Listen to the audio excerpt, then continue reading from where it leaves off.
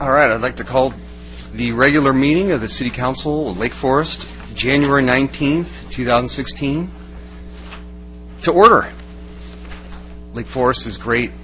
We've got a great community and love the city. We've got an 86-acre sports park, a lot of amazing things. We're the gateway to South Orange County. So let's start off with our invocation, led by Chaplain Jeff Hetchel. Thank you, Mayor. Welcome. Thank you very much. If you allow me to give for us. God, we ask for your blessing on this great city. Start 2016. 2016 is going to be a good year because we have good leadership. We have citizens that are involved in our community, and we ask for your blessing. We ask that you be present and powerful in the city of Lake Forest. It's in your powerful name I pray. Amen. Thank you. Thank you. And next on the agenda is our Pledge of Allegiance, led by Councilmember Nick.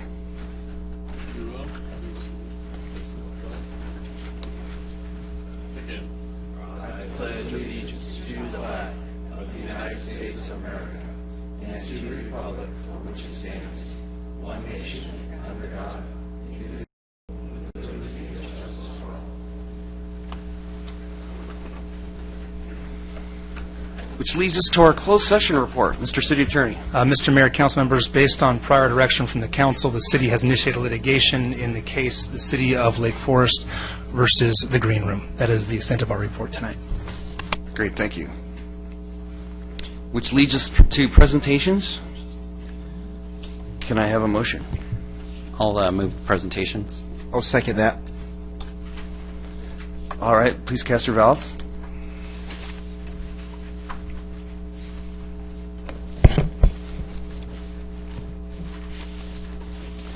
So Victor, that motion carries unanimously.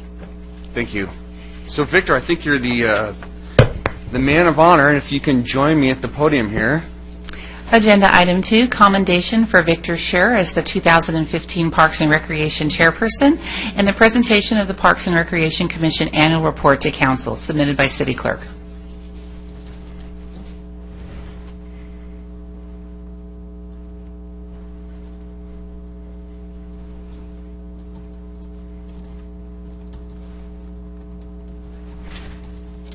So I'll try and talk into the microphone here. So we have a nice resolution. Thank you very much for your service to our Parks and Recreation Commission, and especially as the chairperson for the year 2015.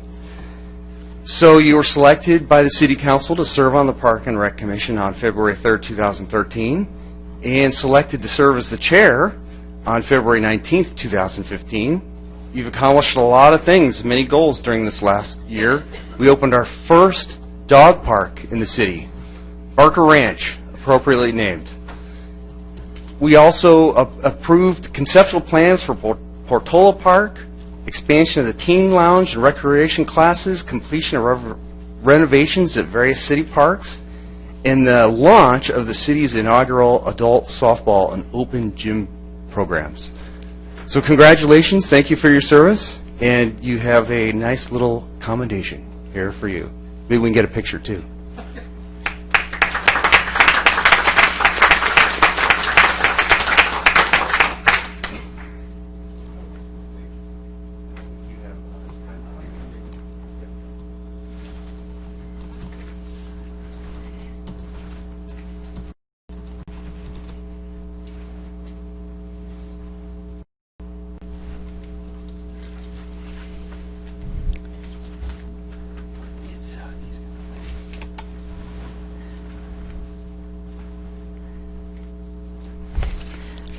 Agenda item 2A, presentation of Parks and Recreation Commission annual report to Council, submitted by City Clerk.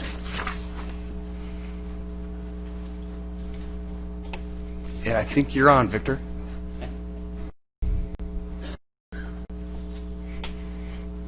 Thanks again. Thank you. I'm Victor Scher, Chair of the Parks and Recreation Commission, and my objective today is to make a presentation with regard to 2016. Since the Parks and Recreation Commission was created over 25 years ago, it was very clear that our charter was to support and advise the City Council on parks and recreational programs and services, and to consult with the Director of Community Services. The Commission has been very successful over the many years, and it takes a team to do the things that have been accomplished over the past several years. So with that in mind, the annual report that I'll be making to the City Council would be focused on notable achievements or accomplishments that we had in 2016, as well as looking at some of the accomplishments more focused on programming and some of the milestones that reflect the Commission's input that we have been successful in working together on. Some of the notable accomplishments of the Commission include the following. Designated Village Pond Park. It's been very clear that there was a risk of overpopulation of wildlife, which enabled the city to launch a public educational campaign about the detrimental effects of feeding the wildlife at that particular park.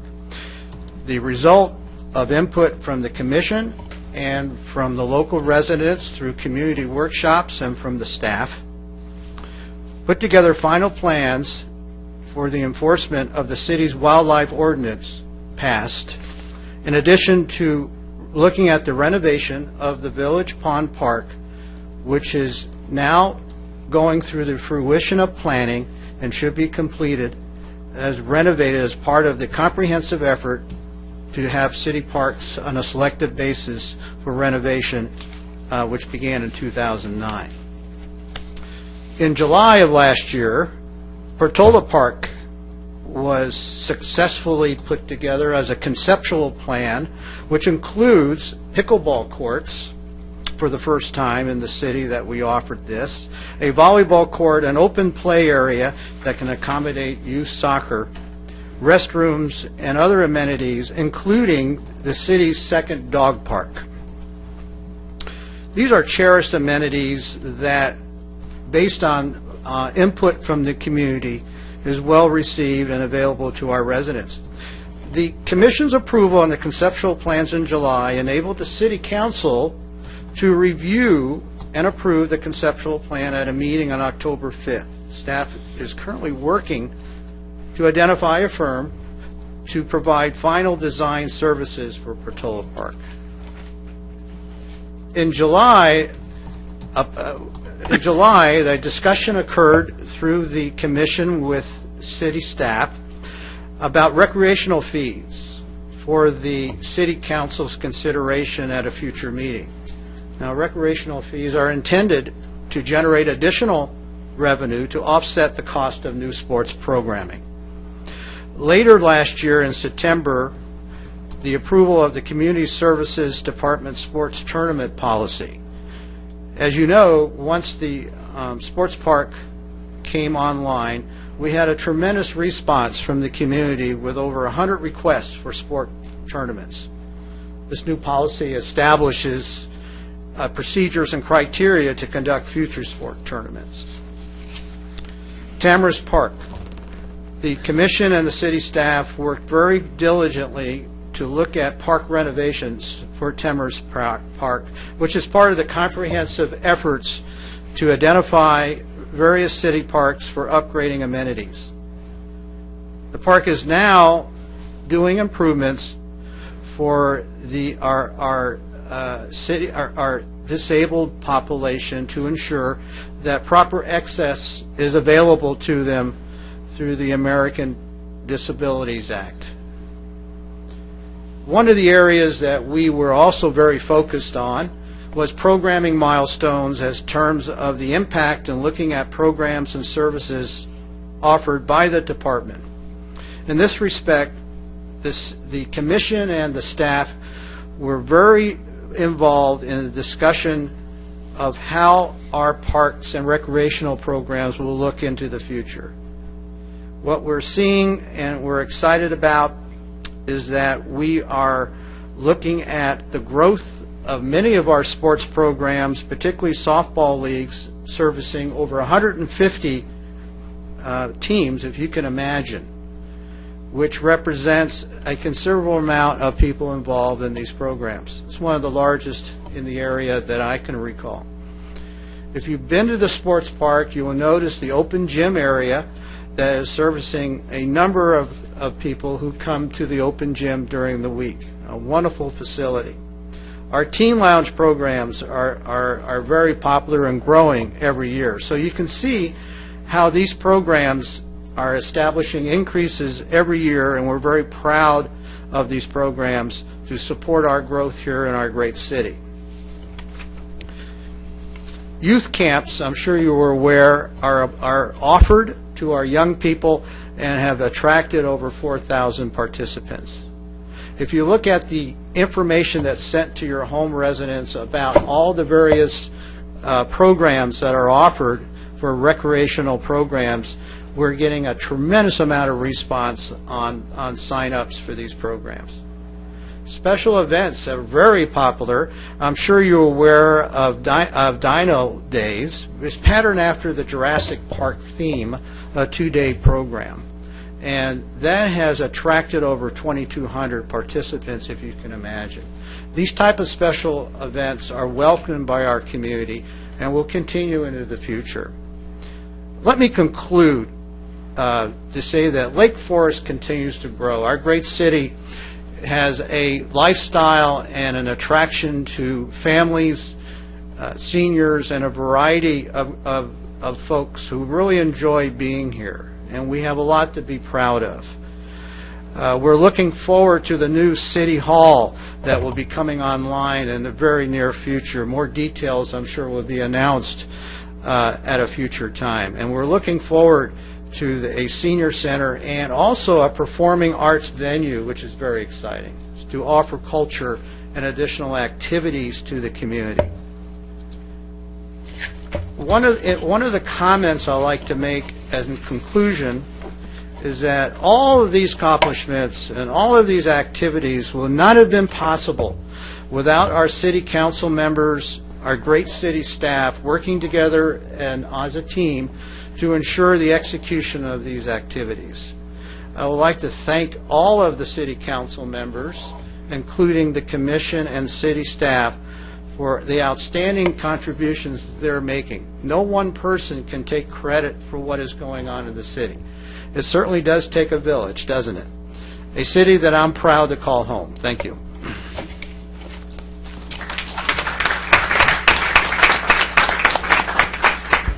Thank you very much, Victor. Appreciate everything that you do, and I also want to recognize some other Park and Rec commissioners in the audience. Loretta Heron, if you want to stand up and give a wave. And Jeff Workmeister. I'm not missing anyone, right? Okay, so thanks again, and we'll move on to agenda item number 3. Agenda item 3, commendation for Charles J. Brower as the 2015 Planning Commission Chairperson, and agenda item 3A, presentation of Planning Commission annual report to Council, submitted by City Clerk. All right, if we can cast our ballots. You already No, we approved already them. did. That's right. Thank you. So I will meet. I think Luann is not here, so I think I'm going to present this to our esteemed Jolene Fuentes. So I'll meet you down there.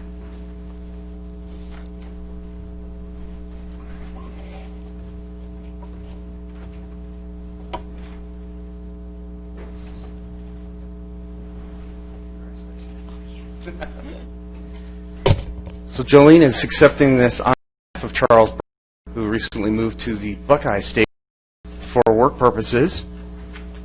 CJ was selected by the City Council for the Planning Commission on January 15th, 2013, same day that I was appointed to the Planning Commission. And CJ was the chair for 2015. The Planning Commission reviewed various items this year, including council action for general plan amendments and zone changes for new residential communities, zone code amendments regarding alcohol sales, massage, water, efficiency landscapes, and cellular facilities, reviewed residential and commercial projects for the Baker Ranch Planned Community and Portola Center Planned Communities, reviewed and approved site development permits, use permits, and plan sign programs for new businesses, including a hydrogen fueling station. Oh, okay, well, I'll cut it short there. So, let's have a picture and congratulations.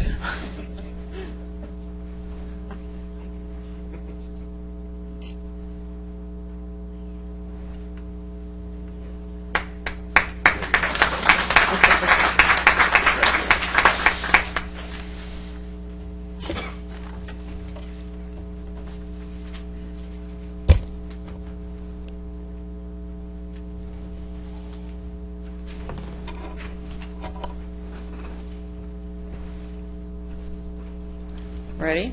Yes. Okay.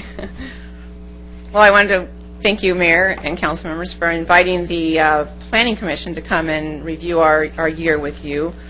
I would just like to also say thank you to CJ for his service to our commission. We're certainly going to miss him, but we're looking forward to your upcoming appointment. Just as a brief review of the 2015 Planning Commission, we reviewed a lot of complex applications that required zone changes and general plan amendments.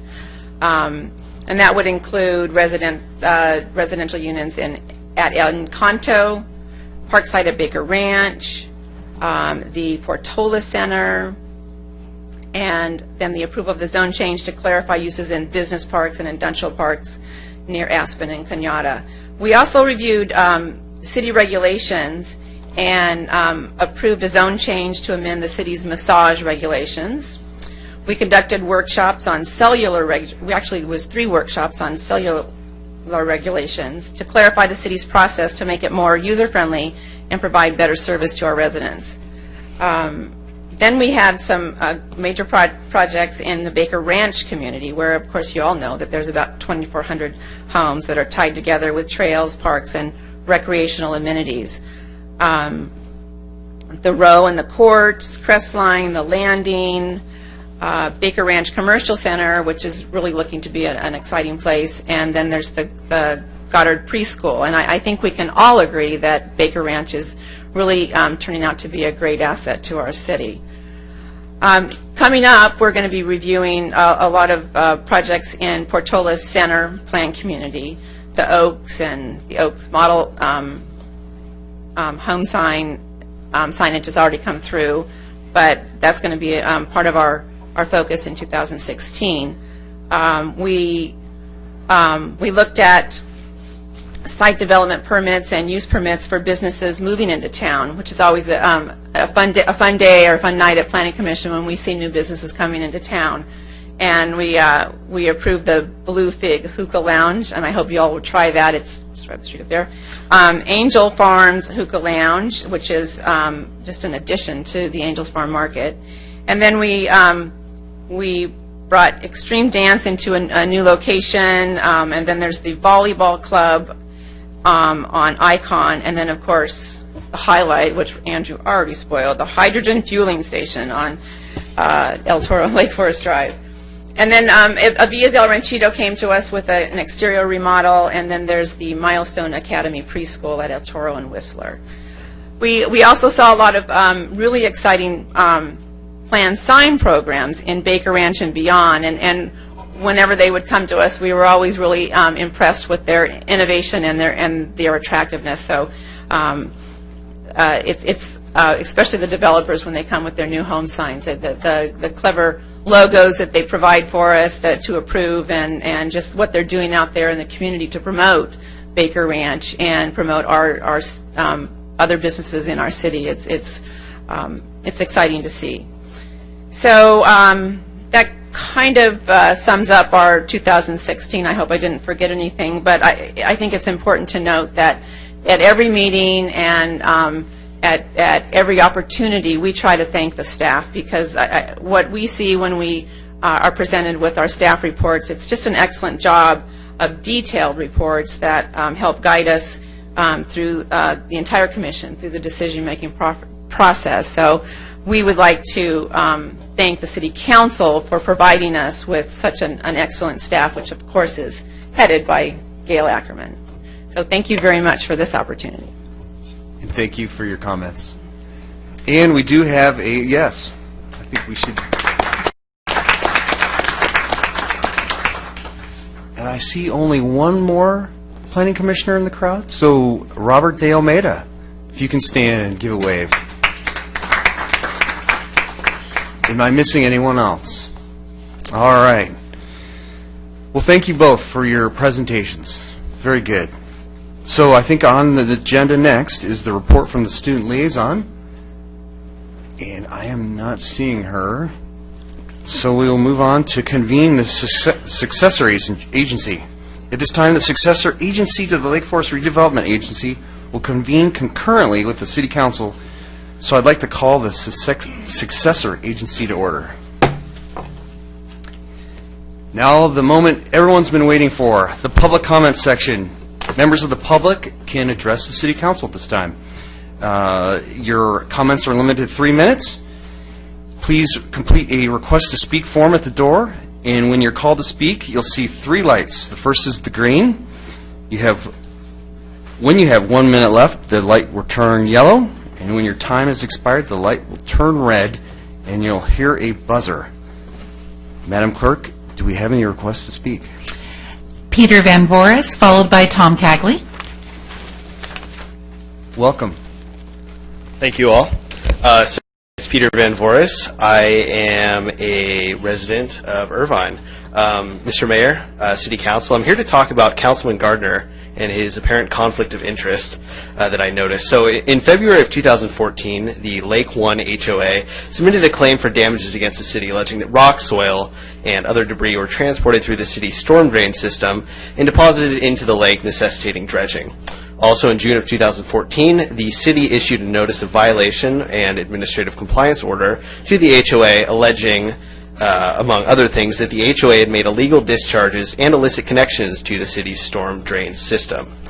Additionally, the HOA is obligated to maintain the water quality of the pond under the Village Pond Park contract between it and the city. In April 2012, the HOA sent the city a letter asserting that the HOA should be relieved of its obligation to maintain the water quality of the pond. Because these parties have been unable to reach an agreement on these matters, there's a growing possibility that the parties will initiate litigation. As a result, future City Council closed session meetings include discussions on settlement negotiations or litigation strategy pertaining to these disputes. And I've noticed that you or your wife have been on the Lake One board this entire time. You're alleging a conflict of interest on your colleagues, but here you are with one. As the FPPC document continues, and I quote, "The council member must abstain from making or participating in the making of these contracts, including any negotiations or discussions involving the disputes," end quote. The FPPC says that you have an interest in these contracts as an HOA owner. Plus, you have been on both boards at the same time. The FPPC also states that you are, quote, "financially interested in these contracts based on your wife being on the HOA," end quote. And I ask you directly, have you participated in any closed session meetings on these topics while you've been on the City Council and on the HOA board, or when your wife has been on the board?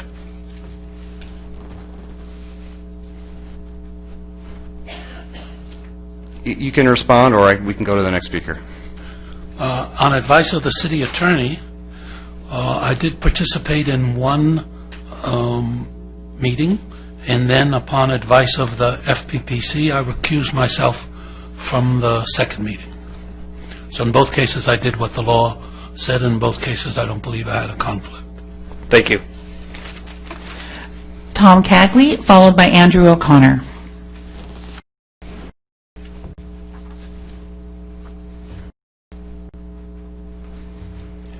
Good evening, Mayor, Mayor Pro Tem, and other council members. Welcome. My name is Tom Kaga. I live in Lake Forest. I want to address a couple comment espoused by the mayor in an interview with the OC Register a few weeks ago when he said, "We'd like our motto to be the city of kindness." It's a good motto, good concept. Kindness and civility are not synonymous, but they are closely related, and it does relate to this council and to recent past councils. General George Patton said you cannot lead a military unit from the rear, you have to lead out, be out front. Like it or not, the city council is the commanding leader of this city and needs to be out front.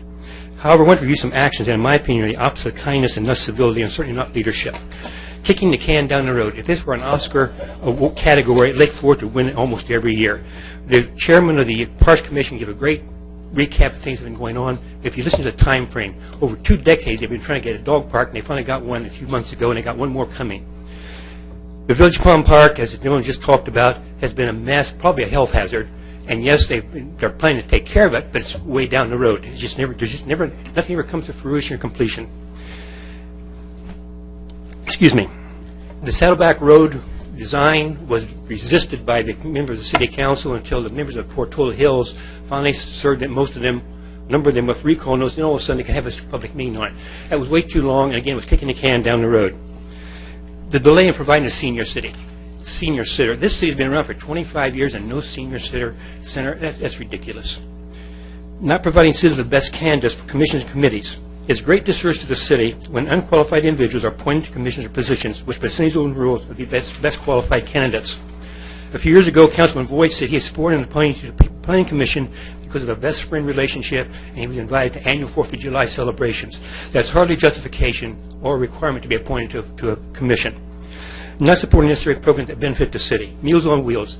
Why can we not have Meals on Wheels supported by the city? Why does it have to go to Mission Viejo for their support?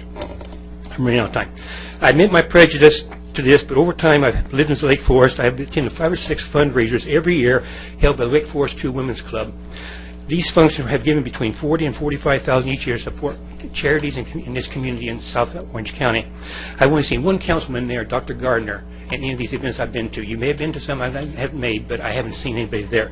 I do want to thank Councilman Robinson for putting the grand jury, adjusting for the grand jury onto the city homepage. Thank you, sir. Thank you for your time. Thank you. Andrew O'Connor, followed by Randy Johnson.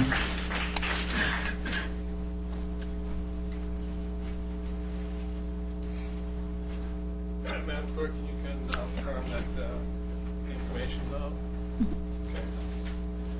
out. Good evening. My name is Andrew O'Connor from Foothill Ranch since 1990. I'm here tonight, Mayor and City Council, Lieutenant Valentine, City Manager Dunick, and Assistant City Manager Deborah Rose, regarding Gateway Plaza at 23622 Rockfield Boulevard.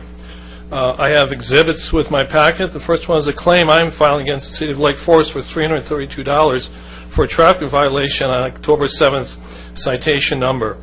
I explained to the deputy that morning that the median was covered with dirt, hiding the double yellow lines. Exhibit 2 is an email from Assistant City Manager Deborah Rose, data for Rockfield Boulevard between Lake Forest Drive intersection center from October 1st to December 31st. 177 traffic citations have been written in this time period. At $238 a citation is $42,126. And as my prior resident just said, I thought this was a city of kindness. I saw no outreach whatsoever from the Orange County Sheriff's Department to the residents to this entranceway. I identified myself that morning that I'm a credentialed State of Education teacher. Could I please have a warning? And I was denied a warning. I went around to the different retail stores, Starbucks, Panera, and Buffalo Wild Wings, and each of them told me that their employees dressed in their uniforms were also issued a citation by your department, Lieutenant Valentine, and they asked for a warning. Now, these are people making minimum wage, $238 is 1 week's salary. They were not issued a warning. Your department did no outreach to the department. The morning that I was ticketed, your deputy was 170 feet in the darkness waiting for me like a fox in the hen house. I would think if we're a city of kindness, and this is Gateway Plaza to our city, we should show that kindness, and we should be out front of the plaza with our lights on telling people not to pull down that driveway. But instead what's there is a wooden sign with orange letters for the last 90 days. This says, "Do not enter," that was put up by the laborers because they're tired of seeing their own type of human beings getting pulled over 1, 3 at a time by the sheriff. It's like throwing fish into a barrel. I saw one morning on December 20th that 2 deputies pulled one person over in front of Panera, and a minute later they pulled a person over in Starbucks. Is this a city of kindness, Mr. Mayor? Is this going to continue? I reached out with photos to our traffic engineer. There's no signs like there are in 4 other sections of the city. Heroes Park has 3 signs. They have 2 signs that are 36 by 36 that says, "Do not enter." I asked City Engineer Wheeler to put that up. He refuses to do it. His comment, "We'll wait until the park is done." That could be 6 months. Are you going to continue to write citations to fellow residents in the city of kindness?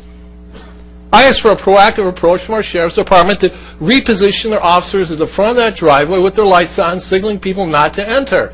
and to reach out to the retail businesses there. That's what a city of kindness should do. Thank you. Randy Johnson, followed by Tracy Tingley. Just a question, City Manager, is there nothing we can do? It just seems unfair. Sounds like a trap. When I was a kid, they used to have speed when you went to Florida. Sounds like we've got a trap there, and maybe we're exploiting it, and maybe a sign, as Mr. O'Connor, is there some way we could get that going? I was going to wait until the end of the public comments to respond. Oh, if you'd rather wait? Okay. Yeah. All right, then I'll hold that. Good evening, Council. Randy Johnson from Lake Forest. And first of all, I want to start out on a positive note. I want to give credit where credit's due. A couple meetings ago, I mentioned that the written comments submitted under the public record weren't being acknowledged at all, okay, by the City of Lake Forest. Just recently, now what they're doing is they're linking the written comments to the website under the supporting materials for the various council meetings. So anybody can go online now. With a click of the mouse, you can read whatever's submitted. That's a huge, huge improvement.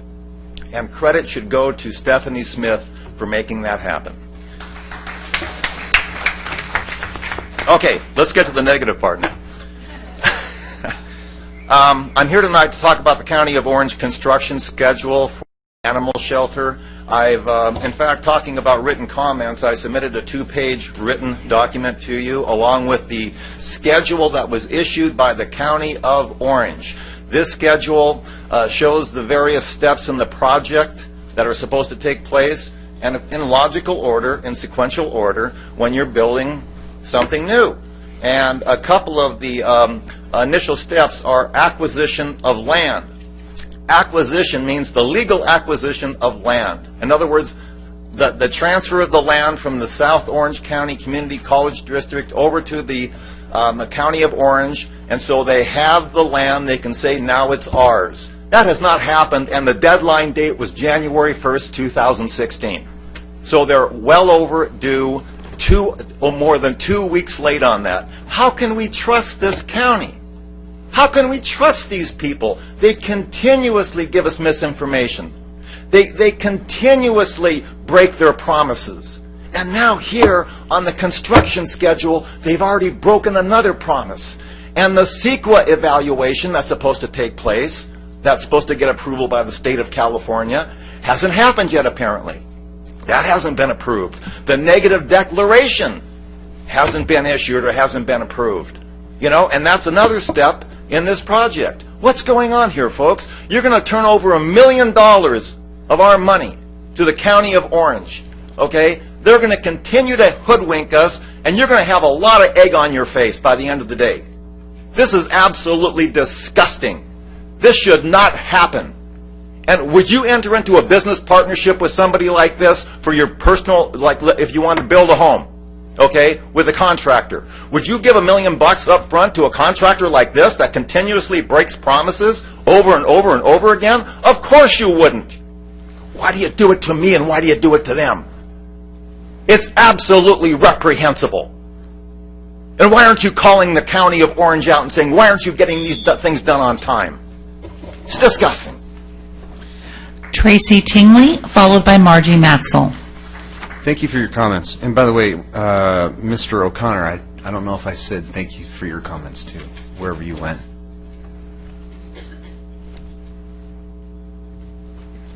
Good evening. My name is Tracy Tingley, and I live in Foothill Ranch. I want to read, again, I've done this a number of times, it seems to be always a theme, Code of Conduct or Conduct in Office. Safeguard ability to make independent, objective, fair, and impartial judgments by scrupulously avoiding financial and social relationships and transactions that may compromise or give the appearance of compromising objectivity, independence, and honesty. Through 2013-2014, there was approximately $14,000 donated to a PAC, Restore California, from Meritage, Worldwide Commodities, and Brookfield. Of that, in that same period, approximately just shy of $18,000 was spent to try to elect Mr. Hamilton, Mr. Bass, and Mr. Voights. How does that seem right? You've got builders funding that. You may not have taken physical cash in your hands, but you took there was a financial gain that you got to get that money. I have documentation straight off the California website if you need to see it. To go around town and tell people that you took no money from a builder is a lie. You've been approaching petition takers saying you took zero money. That is taking money directly, indirectly. You're still taking money. Earlier last year, there was someone asked, there was a proposal to stop taking funding from contracting businesses, and I think the middle three people here, Robinson, Hamilton, and Voights, you all thought that there was a way the money would be hidden. The PACs are how you hide the money. One other thing I've noticed after talking to people on the street, and I wanted to talk to you, Mr. Robinson, I honestly don't know the answer to this, and I thought you might want to know so you could clear the air. I've heard from a number of people, they're saying they're upset. They believe that your kids, and I don't know if it's true, don't go to Saddleback. I'm not even sure if they're old enough to go to Saddleback, but the consensus I've heard from different people at different times is the fact that you've approved 5,000 homes and you don't even send your kids to the school district, that the schools will be impacted by all these homes. They find that they're upset by that. I thought I'd give you the opportunity to clarify or deny if that's the case. I don't know. I don't even know if your kids are old enough to go to school, so I like talking truths and facts, and that I don't know, and I couldn't answer to that. But it was brought up more than once, maybe 3-4 times by different people at different times. So it's something that's going out there. I thought I'd let you speak if you wish. Thank you very much. Margie Matzel.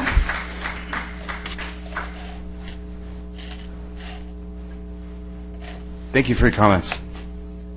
Good evening. Tough crowd to follow. Anyway, Mayor Hamilton, Mayor Pro Tem Voights, Councilmember Gardner, Councilmember Robinson, Councilmember Nick, Mr. Donick. On a positive note, I just first of all like to thank you for what you do. Everybody up there, it's a sacrifice.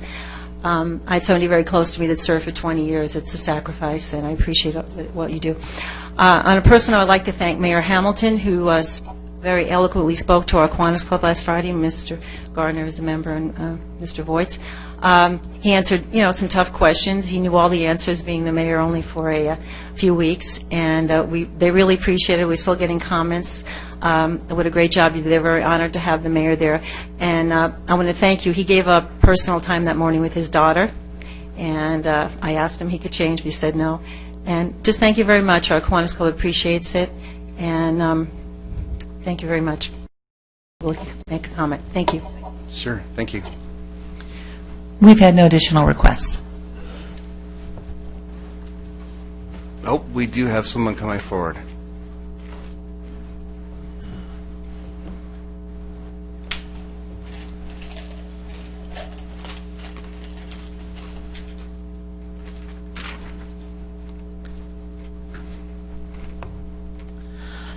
There's no name, but if the speaker would like to speak, this is the time.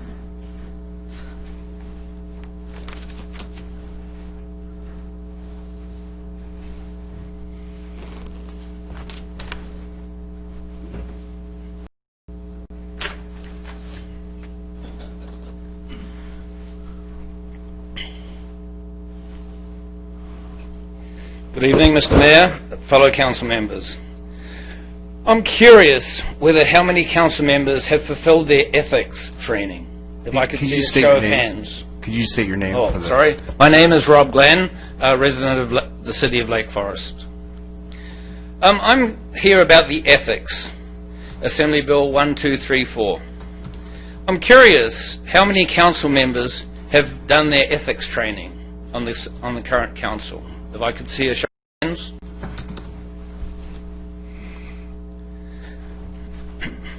The only member who didn't put his hand up is, you guessed it, Adam Nick. And he's almost 12 months behind.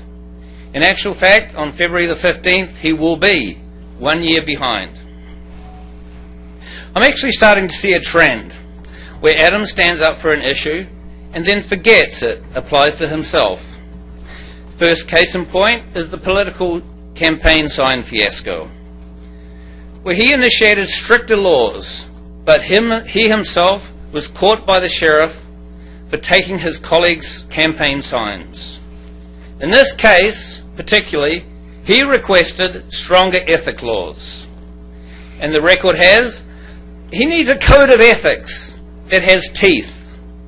A code of ethics that I can take to the district attorney and prosecute my colleagues. You even said basically, I want to be able to hang the people here if they break it. Words from Adam Nick himself. I can see how important ethics is to you, Mr. Adam Nick.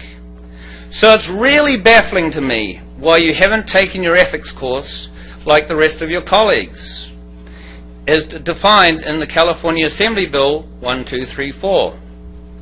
However, yet again, the law does not apply to Adam Nick. He is oblivious to the law. This is the true definition of irony, Mr. Adam Nick. Thank you for your comments. Can I address that? Sure. Well, first of all, it's good to see you sober. You know, that is not. I would like you to be respectful. I am respectful. It's good to see him sober. No, that is not being respectful to members of the audience. For those of you who do not know, will you please not interrupt me? If you're going to say something about someone being in a drunken state or sober, that's not appropriate to disparage speakers. And please keep your comments brief. For those of you who do not know, this gentleman who even forgot to leave his name on the blue slip is a hired gun. He has worked. Well, I don't think that's appropriate either, because there were previous speakers who had comments that were negative to others up here, and we did not disparage them in any way or say, oh, you're just a hired gun. So I think just if you want to respond to the allegation, he has going against some of the things that he has said or disparaging him in any way, I think is not nice. He has worked for all four of us, the four men to the right of Dr. Gardner. Just keep your comments to not the person but the issue. Can you do that? The person and the issue are inseparable. You've already said comments like this before, and I think we should be respectful of the speakers. If you want to address the issue, go ahead. What he told you was incomplete. I did take the ethics course, except I took the wrong one. So I'll take the 1, 2, 3, 4. I just took the wrong one. It's a boilerplate 20-25 questions and most of it does not apply to me even because I don't take money, I don't take contributions, I don't accept gifts from anybody. So to me, it doesn't even apply. But I do need to take it, and it'll be a half-hour thing. I'll go online and finish that. What happened is earlier today, the city received an email from one of my colleagues to my left, and the gentleman is here tonight. So you put two and two together. This has nothing to do about me. This is about taking focus away from what the city is going through and putting the focus on me. I have nothing to do with this. This is just, it's a show. I hope you see through that. And if you don't, at some point you will. Thank you. So there was an allegation. Did the city clerk receive any public records requests from anyone up here today? From the council? Correct. No. Okay. Mr. Mayor, I suspect it is from, in fact, you know whom, it doesn't say the name, but I think the four of us know who the email is from, but let's leave it at that. All right, so we have a few items to follow up on, and I suspect other things of you, and we probably know those are true too. So first, always want to just mention that someone mentioned that the Saddleback Ranch Road was directed to staff after the recall papers, and as I think the tapes will show and have shown, we always directed staff to fix that issue prior to the recall. Number 2, I would like to see if the city manager would like to investigate Annie O'Connor's issue, respond to the council. Regarding the transfer of land to the county for the animal shelter and Randy Johnson's, if you can maybe just give us an update on that in our normal communication. I just wanted to mention, there's an Orange County Register article in response to another speaker. During the last election, Trumark and Brookfield gave $22,500, I'm just quoting from the Orange County Register here, and $20,000 respectively, along with $21,000, along with $22,500. The group also spent $10,800, so according to my just quick calculation of math there, that's almost $90,000. And it says to support 2 candidates, one of them being Adam Nick. And Nick is quoted in the paper saying, Nick pointed out that he did not accept campaign donations from businesses. Neither developer offered monetary support to his campaign. So if you're talking about a developer contribution to a PAC of $10,000, there were others in the previous election totaling over $90,000 for just 2 folks. Okay, at this point, Mr. Mayor, I have another agenda item here. I have a point of order, Mr. Mayor, and refer to the Attorney General. I'm just not sure that the Brown Act allows us to go into long, extended discussions of what happened at the night. I believe that it's appropriate from the Brown Act for us to comment briefly as the speakers come up, but not to adopt this new format that Mr. Hamilton is. In fact, if I could, if I could get an opinion from. If I could echo on that, because I'm in the middle of this, Mr. City Attorney, I echo everything Dr. Gardner said. At this point or soon, Mr. Hamilton will be under investigation by the Orange County District Attorney. I am advised, because he did the same thing a month ago or 2 months ago. So enough is enough. At some point, he did not follow your directive last time. Hopefully, this time he will be wise enough to follow your directive. He brings up things from the past just because he sits in the middle and he's got the podium and he's got the gavel. It is simply against the law. And he's taken the ethics course, so he should know.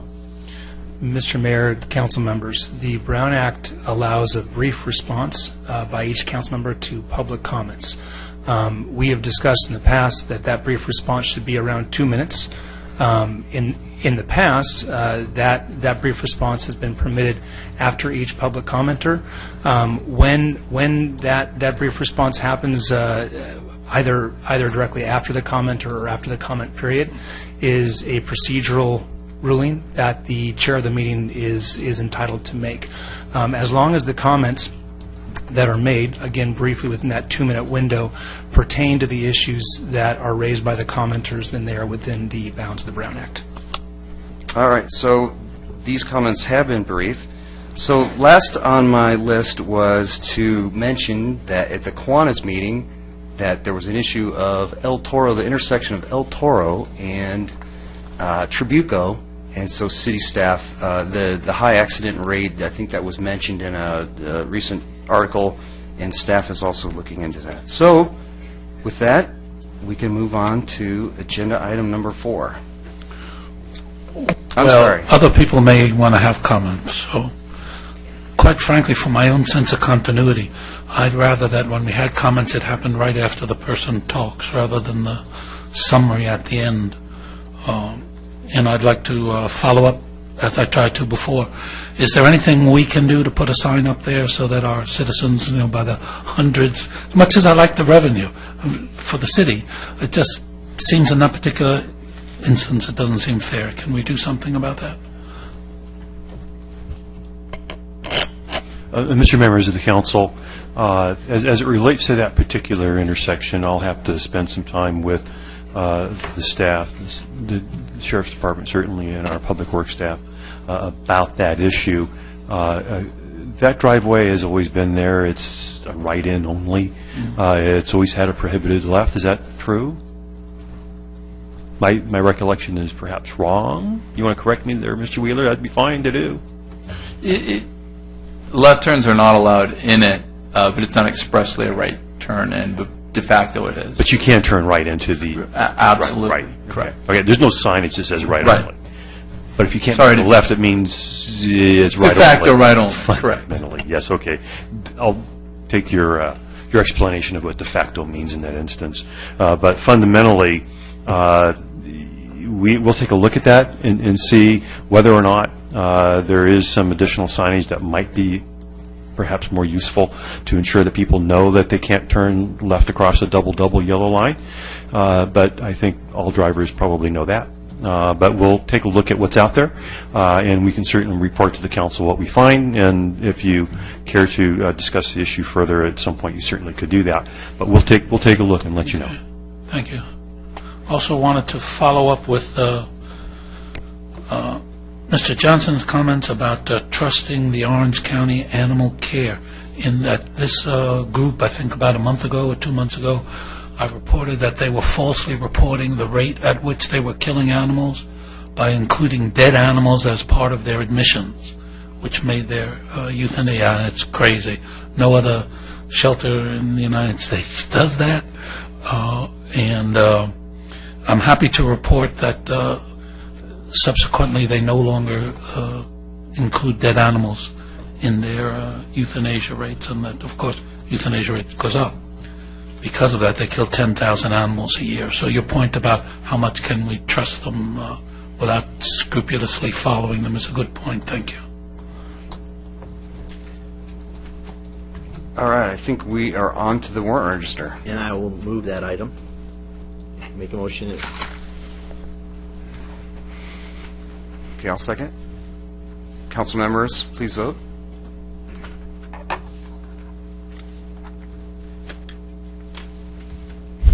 That motion carries unanimously. Which leads us to the consent calendar. This is miscellaneous for City Council items number 5 to 10 and successor agency items 1 to 3. I'll entertain a motion to approve all these matters that are considered routine. Remove number 9. Otherwise, I'll support the motion. Support the motion all except 9.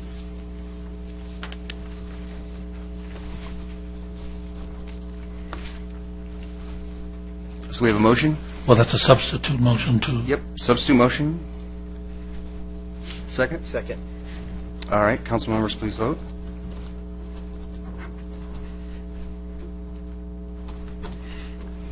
That motion carries unanimously. Agenda item 9, monthly treasurer's report, December 2015, submitted by Deputy City Manager, Director of Finance, and removed from the consent calendar by Councilmember Gardner.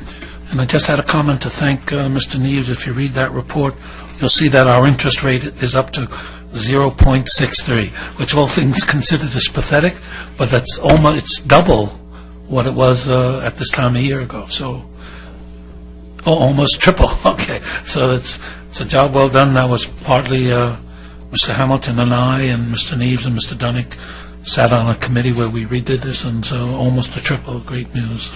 Other than that, I'll move the item. Ditto that. Second. Council members, please vote. That motion carries unanimously.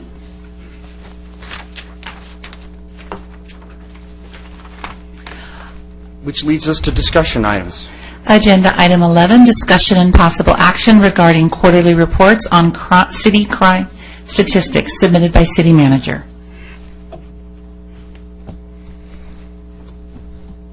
Mr. Members of the City Council, this item is on the agenda at the request and direction of the City Council. The staff has provided some preliminary information and options for the Council to aid in your discussion of this issue for this evening. The staff has nothing further to add at this juncture, but we'd be more than glad, obviously, to answer any questions that you might have.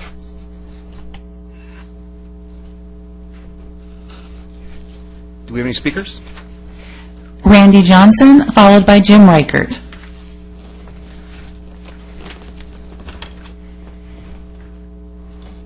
Again. Good evening again. Randy Johnson from Lake Forest. And, I approve or I support this measure in order to have the crime report for a number of various reasons. And I hope it doesn't devolve into a discussion over why crime goes up or why crime goes down, because even criminologists with PhDs can't figure that out, okay? But, one thing I'm a little disappointed in, though, we turned over $1 million, or almost $1 million, to Orange County Sheriff's Department for that last contract, over and above what we did for the previous year, and crime went up 30%. And we were told the substation was going to make it safer. That's what was sold to us. You sold that to us, Mr. Voits, and it didn't pan out, did it? So anyway, please think before you do things. Think before you spend money in the future. As far as the crime report's concerned, I would like it differentiated by neighborhoods or by sectors of the city. I don't want to know how much crime there is in Foothill Ranch because it doesn't affect me. I mean, I feel sorry for the people up there if there's crime, but I want to know how much crime is going on in my neighborhood so I can protect myself and my family and my dog, okay? So that's really important to me. If you're going to have a crime report at all, make sure that you differentiate it by sectors of the city. So each sector, we know how much crime there is and what type of crime, by the way. Not just Part 1 crimes, okay, which are usually crimes of passion or whatever. I want to know the Part 2 crimes. Vandalism, robberies, break-ins, that sort of thing, that affects all of us. That's really important to me to know so I can protect myself. And please don't talk about it because it's going to cost too much money. One of the main missions of any city is to protect its citizens. One way you protect your citizens is to inform them so they can protect themselves against crime. Because, when I'm in danger, the police are 5 minutes away, okay? And by the time they arrive, I'm either dead or I'm on the ground or whatever. I need to protect myself. As far as incident reports are concerned, I had vandalism on my house one time. I called the police. They took an incident report. Is that actually recorded as a crime? I don't know. Maybe not. Maybe the crime rate is understated because these incident reports don't go into the system as a crime because there's really no follow-up on those things. They can't do anything about it. Okay? So I want to know whether these incident reports actually make a difference in the crime statistics. And I want the crime statistics to be compared with neighboring cities. That's important, because for neighboring cities, we need to know how we're doing, from a point of view of how our neighbor's doing. And if our crime's going up and theirs going down, something's going wrong, and we need to fix it. Okay, thank you. Jim Reichert. Thank you for your comments. You just made it before the buzzer. Hi, Jim Reichert, Lake Forest resident, and I echo what Randy said. 28 years ago, when we were forming a committee to make Lake Forest a city, the biggest issue in our city was crime. We didn't have enough police services, and by the way, you guys do a great job, thanks. And it's the same today. It's the number one concern of our residents. Well, we don't know anything. And I think this report you're talking about is a really good idea. We should know what's happening. Why is it going up? What areas are going worse or best? Through November, 200 more people were victimized by crime this year in Lake Forest compared to last year, according to your report. That's a concern. That's 200 people were victimized. It's not just a percentage or a number. Those are people that had something stolen from them, their car stolen, they were robbed, larceny, whatever the case may be. And if you are going to do a report, which again is a good idea, the report needs to have an equally important second half, I think, and that is, what can we do to make things better, to reduce crime? Do we need to reallocate resources from different areas? Do we need to add more services? Do we need to redirect traffic cops to a different area? Those kind of things, because just getting numbers is nice, but what are the recommendations from staff on how to have an impact on these crime statistics and lower them? So I hope you do the report. It's a good idea, and thanks a lot. Appreciate it. Thanks. Thank you for your comments, and welcome. I didn't say that earlier. All right, we'll bring it back to the council.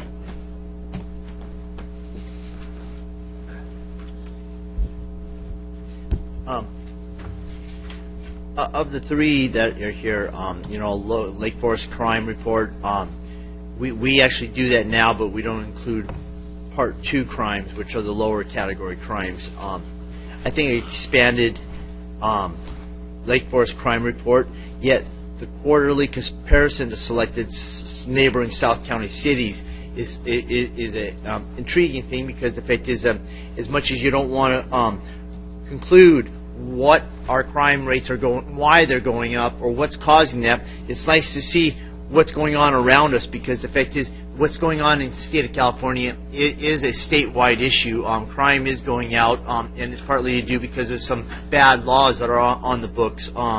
Proposition 47, for one thing, is taking away the ability for courts to drug mandate convicted or using drug addicts into rehab centers, because they're allowed to carry for personal consumption now. And it's made our law enforcement opportunities to intervene on those kind of people that are in a dependency harder, and enabling them to get farther in depth with a chemical or an alcoholic dependency will lead them to more crime, whether it's busting your window out in the middle of the night and taking your iPad from your front seat, or finding a door that's open, or checking garage doors that are open.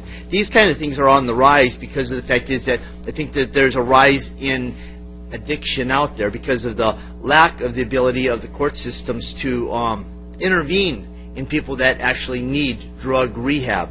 So I like all the suggested ones. I'm going to support one of these. The Lake Forest Crime Report with an expanded view on adding Part 2 is probably my first and foremost, because it kind of lets us know and gives us a snapshot of what's going on in our own city.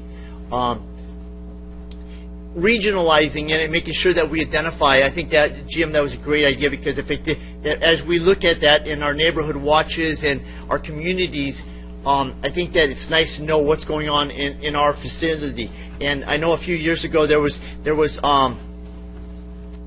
teams that were going through different South County cities, popping windows out and cleaning up in different neighborhoods, and they were coming out of other cities, but they were little gangs that just came and traveled from city to city, popping windows out. I think that that's something that we should be advised on when stuff like that's kind of happening. So I'll leave it for other, but I am very supportive of an expanded view of what's going on in our city concerning crime. So I'll wait for other council members' input. Yeah, I agree.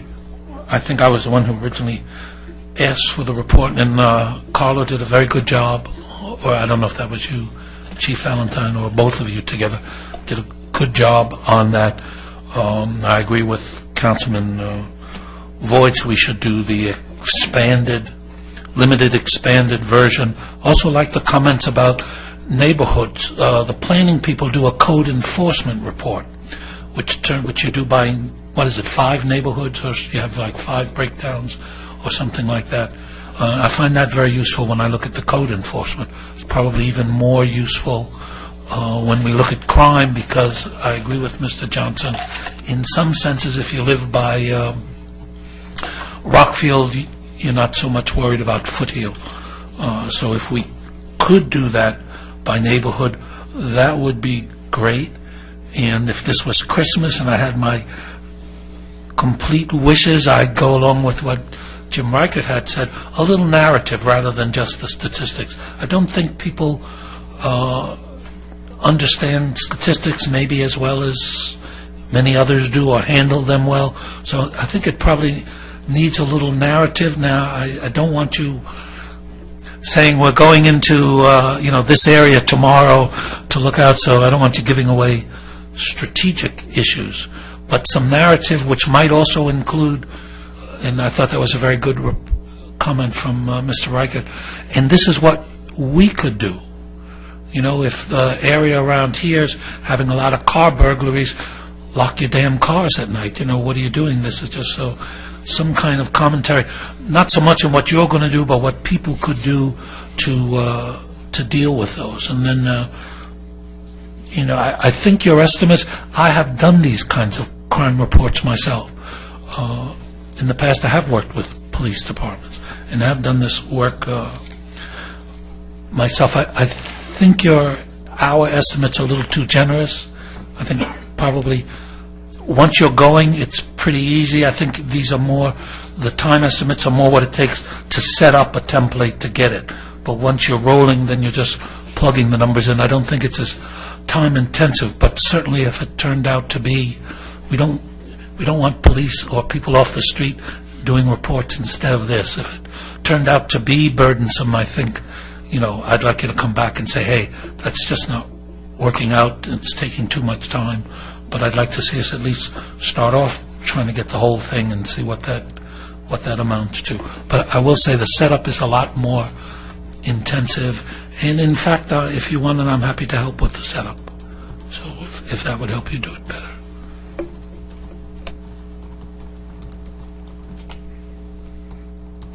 I guess I'll go, since we're kind of going left to right. I don't necessarily, I think having crime statistics and transparency is an important thing. However, I think going quarterly, I think there's so many variations from quarter to quarter. And I think if we look at like a 5-year trend, I think that's to be, that you can really see how things occur, because there might be just some increase in a quarter that has nothing to do with the overall trend. So I think having some kind of trending over a long period of time, I just think quarterly you're just going to see, it's almost like we need to report on each crime. I think it's just so detailed, and it's going to be myopic. He's got in his proposal, he's got a 3-year trend. Right. His proposal does call for a 3-year trend, and then these are the stats. So I think I would go with an annual, and have more, maybe of a 5-year is my feeling. Not if you're the one being murdered, assaulted. You'd like that as soon as possible. Let me tell you, at the end of the year, that murders in your neighborhood are going, I'd like to know that today, or certainly every quarter.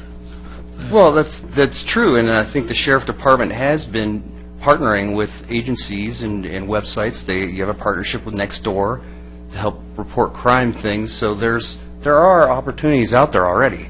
I mean, if you look at the audience here, Nextdoor probably has 100 to 10,000 times of an effect. So the concentration in those types of things where the audience is, this really is an audience of maybe a few tens and 20s of people, 100 people, and the Nextdoor, I think, is really the and there's other programs that I'm sure the sheriff has implemented too. So I think, to me, I'm all for, I agree with you, I think it's important to communicate the crime. However, under some of these options, we're talking 50 hours a year. That's a lot of time to just handle for reporting. I think if the existing programs and the outreach that they do is going to have a much greater impact than just something that we internally here want. I didn't see this as something only we'd use, but I saw this as something the whole community could use and could go up on the website, and Neighborhood Watch or the recommendations could be assimilated better. So I didn't see this as our private data source, but more as a community source and information for the whole community. My preference would be quarterly. There is a website that I get every day. It tells me all the crimes that happen in my neighborhood, and I think it's called Spot Crime. Does anybody here know what that? Pretty sure it's Spot Crime. Yeah, if you go to spotcrime.com, it tells you, and you tell it what your neighborhood. Every day you find out exactly what's happened in your neighborhood. It's a little exhausting to see all the stuff that happens. It tells you burglarism, et cetera, et cetera. So if you want that nitty-gritty, that is there for within, I think it does 3 miles within your house. That's very useful. Spotcrime.com. for those of you, who want to really focus in on the neighborhood.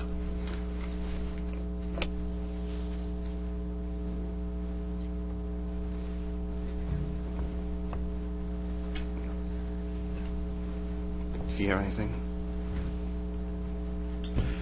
All right. So speaking of kind of those other applications that are out there and the ways that we're reaching people in the community, can you just kind of give us a brief explanation for anyone who might not have read the staff reports or isn't familiar with what we do? What information are we already providing to residents? How do we provide it? If you could explain that, just for the benefit of those, again, who haven't read staff reports.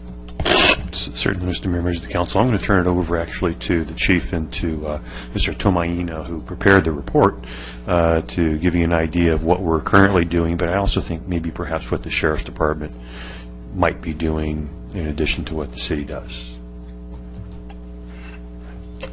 Mayor and members of the City Council, currently there are many avenues to educate the public on what's going on in their neighborhoods. Through a crime prevention specialist, we try to put things out through social media, on Facebook and Nextdoor. We try to be engaged in neighborhood watch meetings and be out in community events. And all those events, we're trying to educate the public on how they can better protect themselves. And our campaign is Don't Make It Easy. How to lock your cars and not leave things in plain views, and how to secure your house to make it safer, things like this. In addition to that, we do put the crime stats up, Part 1 crimes. As soon as we get them, we put them up on the city website so people can see what's happening on a month-to-month basis compared to the last year and the last 3 years behind that. There's also a site for the Sheriff's Department on ocsd.org where you can go into and put in crime by area and put in your street and find the crime that's happening on that street. That website is already up. It's probably, I haven't been to this spot.crime. I don't know what that is or where they get their data, but I know the Sheriff's Department already provides that resource. And I believe that's taken straight from our CAD system and calls for service in the area. So in addition to that, things that we're doing is as we target hotspots in the community through crime analysis and things like that, we redirect our existing resources to those neighborhoods, whether it's enforcement through proactive patrols and flying the colors, so to speak, and having visible patrol cars in the area, or it's more through a set team or DET team that's out there in an undercover capacity potentially to try to observe and report. Lots of things that we do within the area to try to address the spikes in crime or the trends that might surface. In addition to these types of programs, we get things out through investigations. We put out crime bolos to communities and things like that, and we put those on our websites when there's be on the lookout type things and people that are wanted, things like this. We try to notify the public in that regard. Does that answer all your questions? That answers some of it. I don't know if Mr. Tomaino, if you'd like to elaborate on anything specifically that what's done with the city website. Thank you, Mr. Mayor, members of the council. I think as the chief alluded, we do post our crime statistics monthly on the city's website. That includes only at this point the Part 1 crimes, and those are collected, vetted, verified, and updated, and made available to the public at any point in time. So I believe also that we do send information out through our Twitter and Facebook accounts also with things associated, as the chief mentioned, in their efforts to combat crime and allow people to hopefully better prepare themselves and be aware of what might be going on in their neighborhood. So we also use our social media to that end. Okay. Based on some public comments, I think there still might be a misunderstanding of what is defined as a Part 1 crime. So could you just kind of elaborate on, what is defined as a Part 1 crime versus a Part 2? Fair members of the City Council. Part 1 crimes are generally tracked by the Department of Justice. They've been doing that for many years, since the beginning, 1930-ish, and those are what are considered the more serious crimes. They consist of homicide, rape, aggravated assault, burglary, larceny, and stolen vehicles. Those two categories are generally broken up into violent crime and property crime. Violent crime being the homicide, rape, robbery, aggravated assault, and the property crimes being burglary, larceny, theft, and stolen vehicles, and arson. Those are your traditional Part 1 crimes that are tracked, considered the more serious crimes, and the collection methods and everything are consistent throughout the nation for agencies and how they report that to the Department of Justice. And those numbers are then verified and vetted through the Department of Justice with each department, and then published in an annual report. Usually they're about 6 months behind, so current data is through 2014, and there is no data from the Uniform Crime Report for 2015 yet.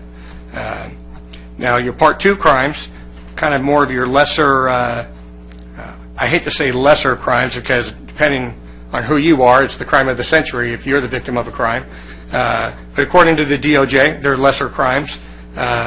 And there's a whole range of, a host of those, from what you might call simple assaults, assaults that don't have the use of a weapon or create a significant injury or a great violence that occurred with that.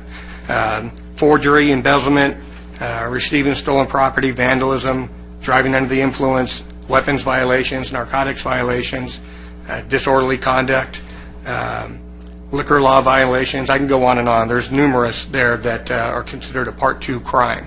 Now, generally, these crimes are not reported to the DOJ because the methods from agency to agency throughout the nation vary on how they collect Part 2 crime data.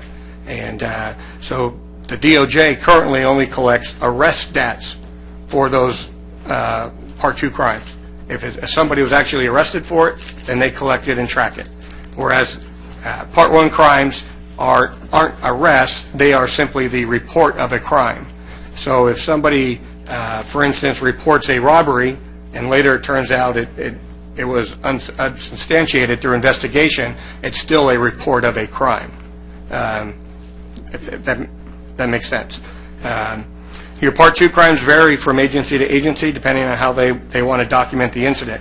Some agencies might not document an incident on a crime report because there's no information to follow up or investigate, so it gets logged as a information report and filed away. An investigator will see that, file it away until something pops up that they're able to identify a trend in an area or work a lead or something of that fact.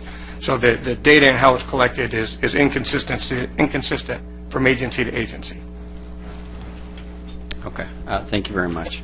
I appreciate that. What I'm trying to get at here is I appreciate the overall desire for additional crime statistics. I think that's really important. I also want to make clear what we already have, and I do believe information is power.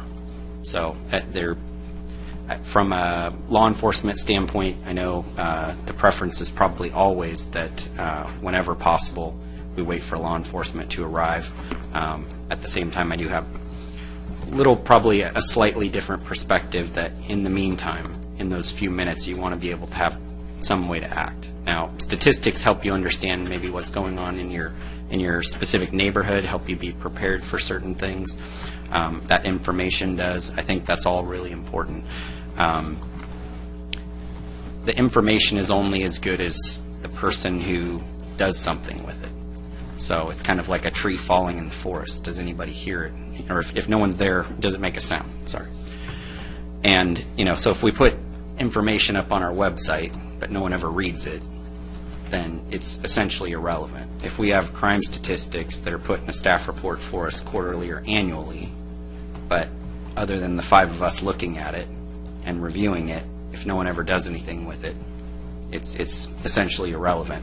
I know from the law enforcement side, you all are dealing with that data on a day-to-day basis. You're trying to figure out how you're deploying officers into certain neighborhoods based on that. But again, if this information is going to provide us value, then we need to find ways to actually utilize it as residents. So, I don't know if we have any statistics, if they could be brought back to us, not in a formal way, but maybe through one of our packets on what kind of page hits we get on the month-to-month reports. Are they just getting thrown up there, but no one's really paying attention to it? Or are we getting 1,000 hits a month or 10,000 hits a month? Are people really looking at that? I think that's very important, because we have data right now, but are people looking at it? So we can create something else, which sounds well and good, but again, if no one uses it, then we're kind of spinning our wheels here. So looking at that, again, any information we have on what kind of hits we're getting on that would be great. We know that public safety is the #1 issue for residents in South Orange County, not because we're incredibly concerned about crime as they are in, say, the city of Los Angeles, but that we chose to live here because we believe it's a safe community. And it is a safe community, but it doesn't mean that crime is non-existent. So again, information is power. The more information we can get and actually read and digest and do something with is going to help us. But if we just create it, it's kind of irrelevant there. So that'd be the first point, because I think we have month-to-month data right now, which hits the Part 1 crimes, which in my mind are the most important. Okay, it doesn't. Just like you said, every crime is important to the victim, no question about it. These Part 1 crimes are the ones that they rise to a higher level, and you feel even more victimized in some way. It's very rare that we have a murder in this town. Extremely rare. I don't know when the last time was. I know there was an attempt, and I'm not really sure what the outcome was recently, but it's very rare that we have one, and I think, as was alluded to, they tend to be crimes of passion. So they're not random acts of violence that I'm generally concerned about. There are some in those Part 1 crimes that I am concerned about that could be more random there. But I think the month-to-month is already providing us a lot of information. You mentioned the DOJ with Part 1 crimes is 6 months behind. Is our month-to-month based on the DOJ's, or is it based on OCSD data? The OCSD data is what we report to the Department of Justice. So the reason we have access to that now is because it's our own department. Yeah. So we're able to gather that and provide what we've turned in and submitted to the Department of Justice. Okay, so as an example, if we were to try to compare with like Laguna Beach, which isn't a part of OCSD, then we might have to wait the 6 months unless we had some cooperative agreement with them on information sharing. Is that correct? Sir, that is correct. There are some agencies that do post their crime stats on their websites, just like the Sheriff's Department does, but it is not consistent throughout the county. So to try to do a comparative analysis with real-time data, it becomes difficult based on the city you're trying to look at. Sure. As far as the Sheriff's Department, that data is available usually within 3 to 4 weeks after the end of the month, and we have what we've submitted, and then we make that available. Okay, thank you very much. Then one of my colleagues mentioned a website called Spot Crime, and when I'm looking at data, there's always a source, and everybody else is using the source. So I'm assuming that a website like that is probably using the OCSD.org data or a public record of some sort. I mean, that's how they'd gather that information. You're going to be the keeper of the data. They're just basically regurgitating it, maybe in a different format or something like that. But so you mentioned the OCSD.org has a street-by-street, 3-mile radius, all that type of information. Do we have a direct link from the city website to that, do you know? Mr. Tomayano? No, No? Mr. Okay. Councilmember Robinson, I believe that we do not. We post a table that includes the data for Part 1 crimes, including the percentage change, including a comparison from the prior year and the 3 years behind that, but not a direct link to any other activity the sheriff may be utilizing. Okay. We don't have motions or anything like that at this point, but I just want to mention from my perspective, I think there's a lot of value in that. People are definitely finding it in one way or another. I think that there's even a blog in town that has like a blotter with different points on a map in the city and things like that. And I'm sure that there's a lot of ways that information is disseminated, but I think going to the source, I think there'd be a lot of value having that link up there for residents. Again, they have to click it, they have to look at it, all those sorts of things. But I think there's some value there. The social media component, again, how you're reaching people, I think that's critical. And I just want to commend the sheriff's department and your, I think it's your civilian staff here, but I don't know, maybe it's sworn staff. But I get a ton of information via Facebook, via Twitter. I see stuff on Nextdoor, all those sorts of things. And, again, it's how do you reach people? That's really the key, and I think that you're doing a commendable job right now. And as different applications become more popular, I'm sure that the department is looking at that. I just encourage you to continue to do that. When Sheriff Hutchins came and met with the vast majority of us, if not all of us, about a year ago or whenever that was, the one thing that I stressed was I think technology is incredibly important. And she's always going to have my support to focus on technology so that we can be smarter in our policing, we can be smarter citizens. So, again, I think there's a lot of value in what we're talking about here. My concern is that I don't want to reinvent the wheel. So if we already have a lot of great data, how do we point people to that so that they can use it? Because I see that as being the key here. It's the information for residents so that, again, they can be there to protect themselves.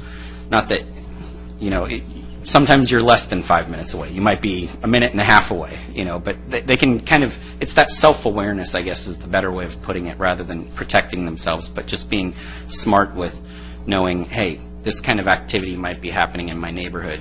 It might not be good for me to walk my dog at 11 o'clock at night, or I need to be extra vigilant to make sure that I lock my car every night, or maybe I don't park on the street, or whatever it might be. Maybe I run the air conditioning a little bit more and don't open my windows as much. And again, Lake Forest is a great community. I think there aren't a whole lot of us that are really concerned about those aspects, but I can tell you, I was one that didn't always pay attention to making sure my car was locked. Now I'm putting it on on display here, so I better make sure that it's always locked. But there was one instance where I left it unlocked, and unfortunately, my car was broken into.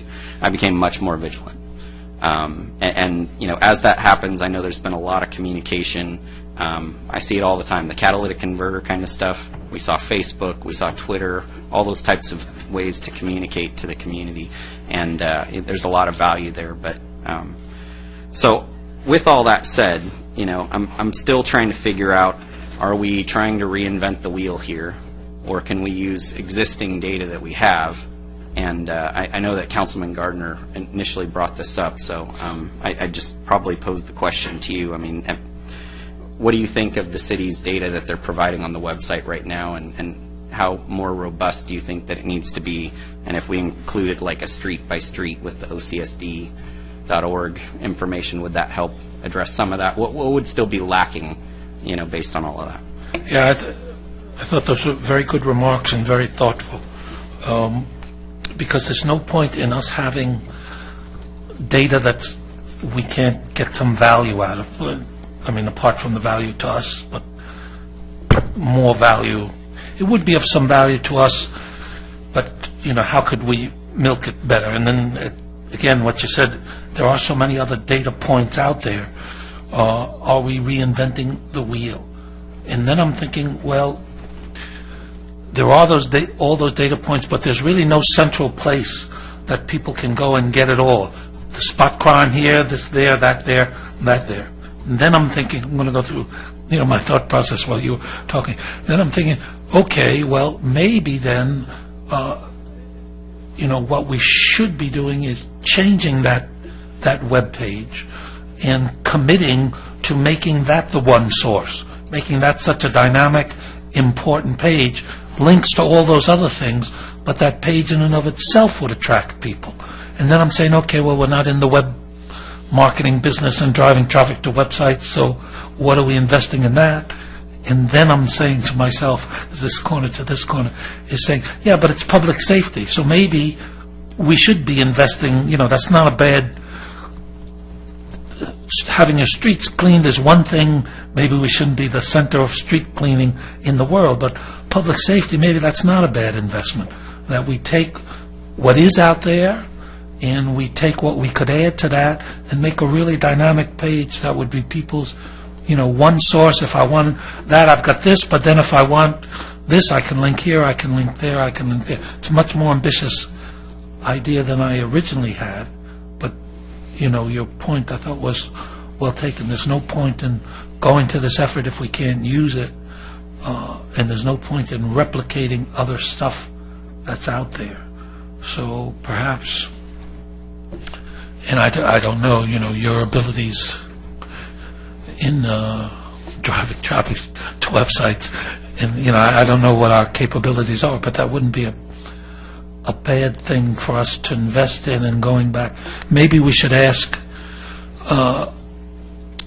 Carl and the chief to come back and give us that picture. Listen, here's what's out there, and here's the extra added value we could do, so et cetera, and here's something that would be the one-stop shopping for how to prevent, et cetera, et cetera.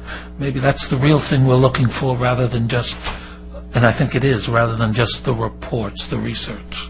So anyhow, that was very thought-provoking what you said.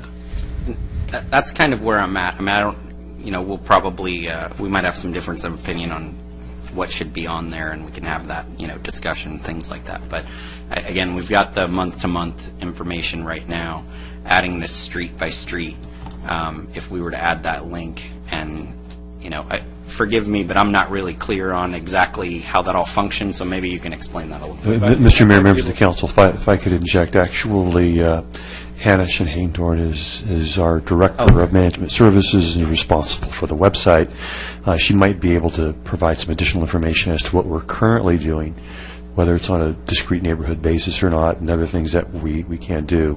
What I'm hearing before I turn over to her is that the council's interested in maybe looking at our website and our web page and trying to maximize that. So obviously what we're doing today is important to know, but certainly we can always look to try to enhance that, to try and get people to, so let's say drive them at least to our page and go there, and then perhaps look at where else they might be able to venture after that. So I'll turn it over to Hannah, perhaps to tell the council what it is that currently exists more robustly on our website today.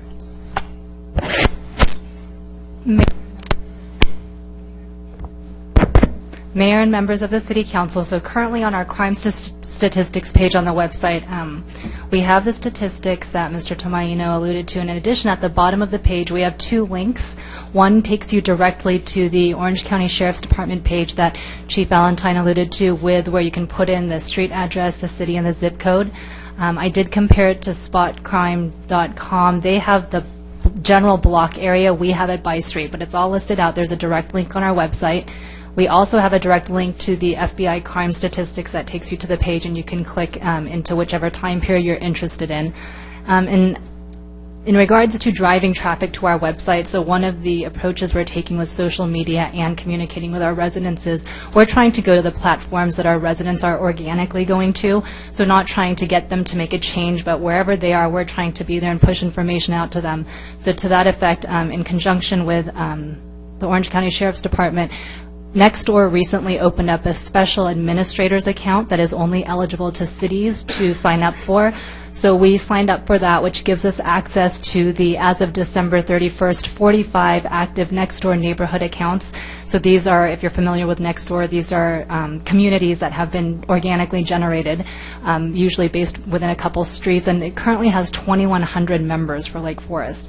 So we've identified that as a very effective way to go to where residents are already congregating and sharing this type of information. So we have a policy set up that we work with the Orange County Sheriff's Department as to what type of information we would post there as well.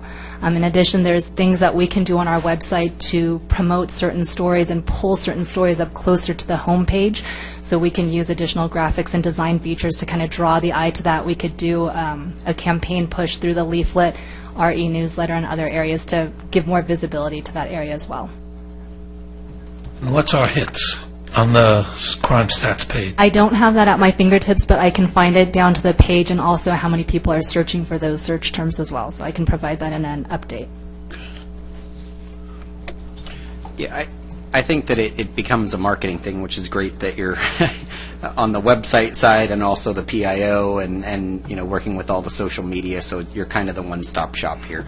And I see a lot of value in that. I know that again, we don't want to really get into the reasons why crime is rising, as Dr. Gardner mentioned. There are PhDs that might disagree, and it's. I personally have my opinion that it all has to do with one proposition that's causing the state problems, but that's almost irrelevant. The fact is that if people are being impacted by crime increase and they want additional information, which people are consuming more and more information every single day, then being able to reach them any way possible, I think is vital. So being that public safety tends to be one of our number one concerns, I see a lot of value in trying to focus marketing efforts toward trying to bring more exposure to that particular page, and hopefully giving people the information that will help them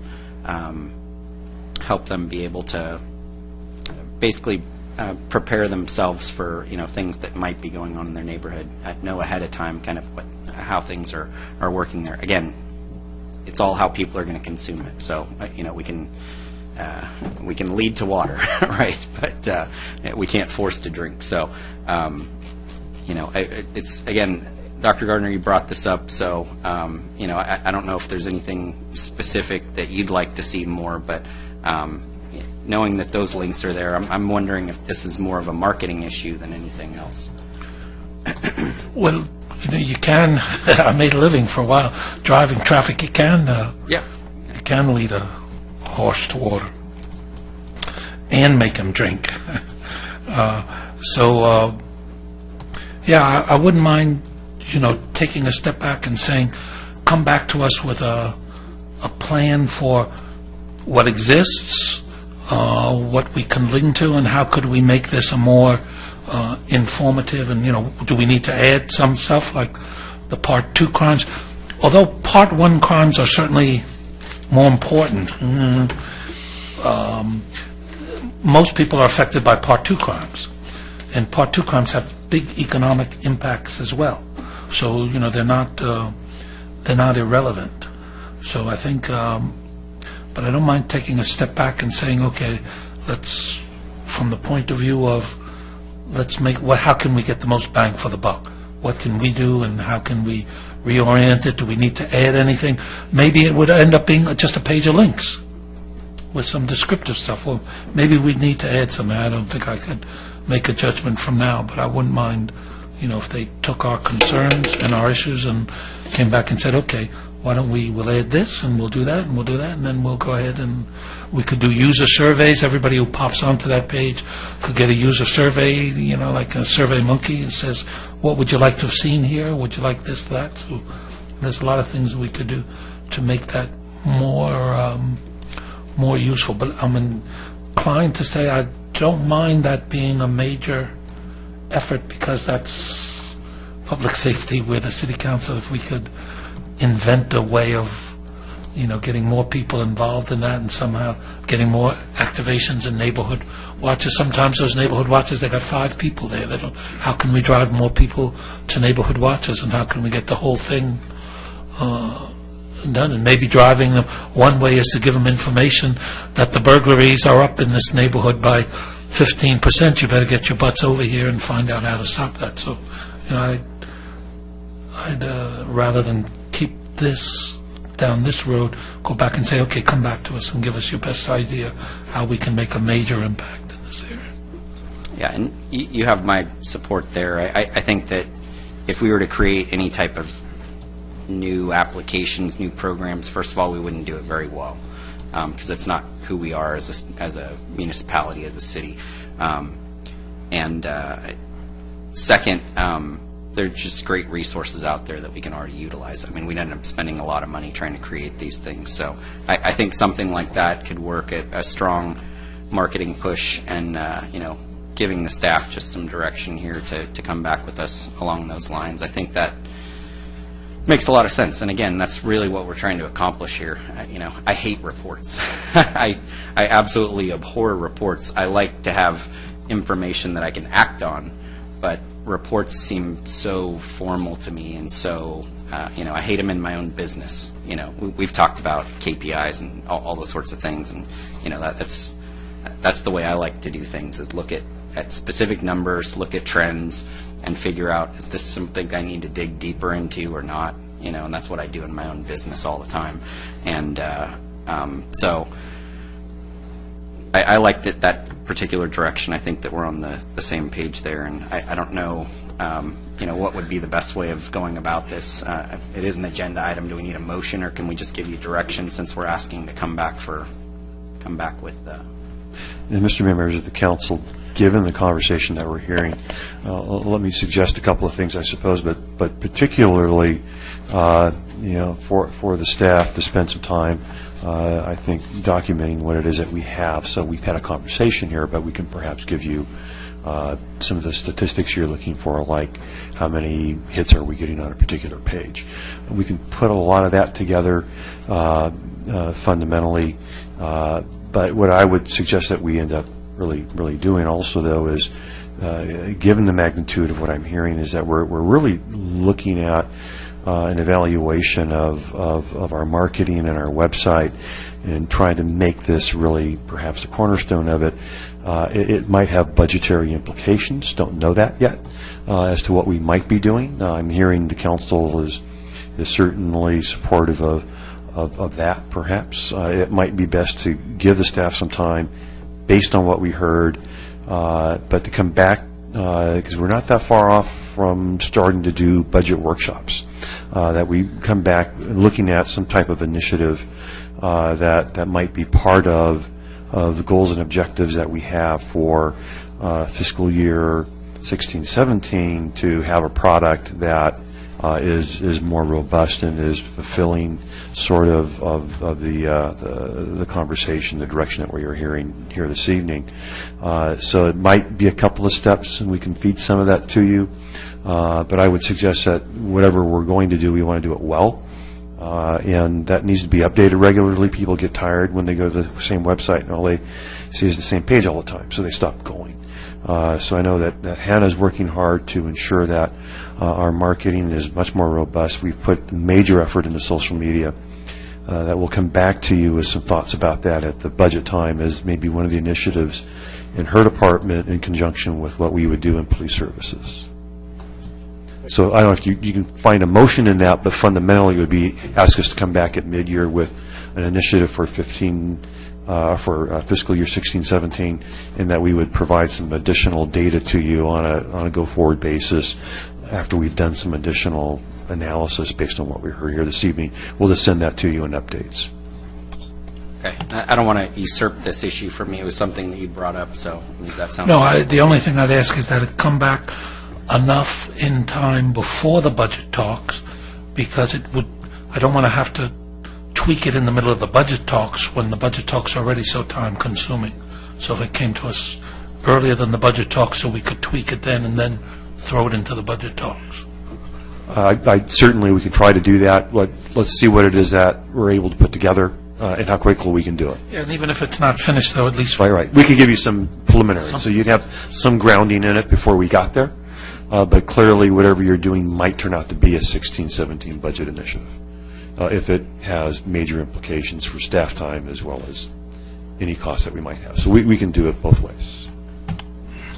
All right. Mayor Pro Tem? I actually, before you make a motion, I actually want to drill a little bit deeper on the report that's on here, Part 1 crimes. You have burglaries in there. If a garage door was left open during the night and someone had a lawnmower taken out of the garage or a bike, is that considered a burglary? No, if the structure's unlocked. If the garage was open? If the garage is open, yeah. What if the garage got opened by... If the garage is closed, that would be burglary. That would be burglary. Right. So it's not a dollar amount? Dollar amount, for burglary, no. Okay, what about theft? Like if my window was smashed and someone took my iPad off the front seat of the car? If your vehicle is locked, it's a vehicle burglary. If your vehicle is unlocked, it's either petty theft or grand theft, depending on the dollar amount of the item taken. And petty theft wouldn't be considered a Part 1 crime, correct? Petty theft is a Part 1 crime.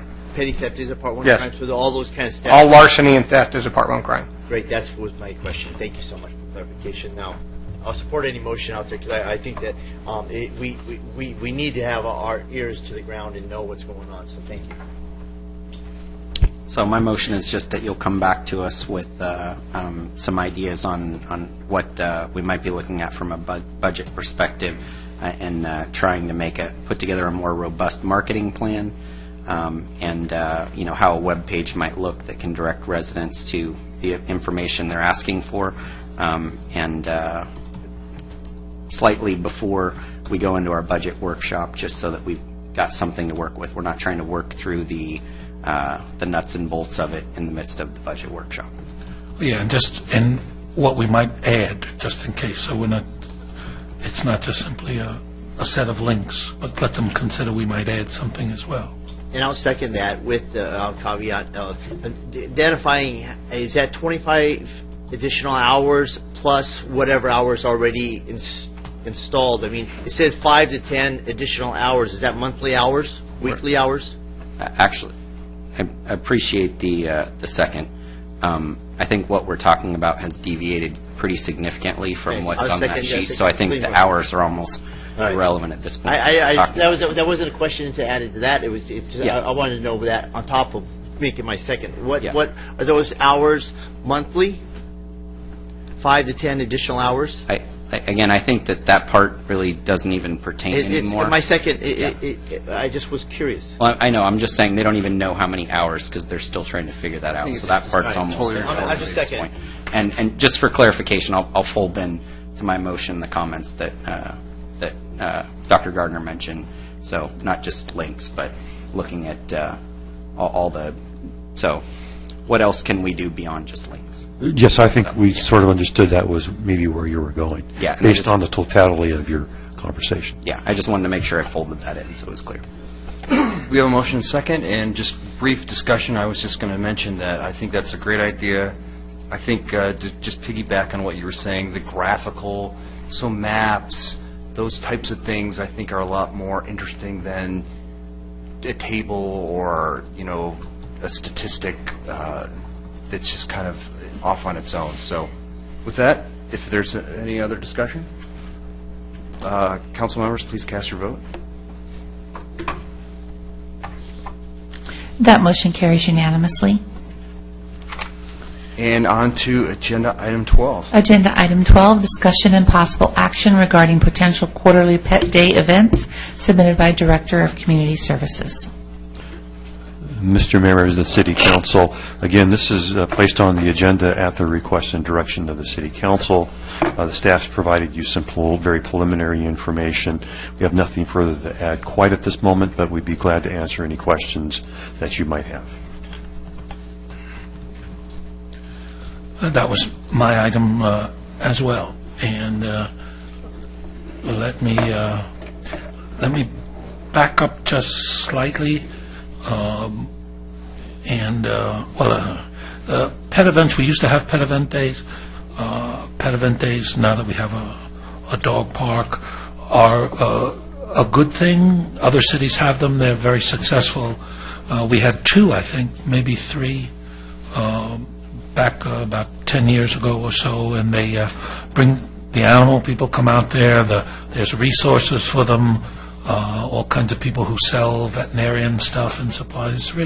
It's a nice day, and it's a lot of fun. People learn, and the Orange County Shelter even came out and tried to adopt some animals and was successful. And every animal they adopt is an animal that doesn't get killed, so that's all a good thing.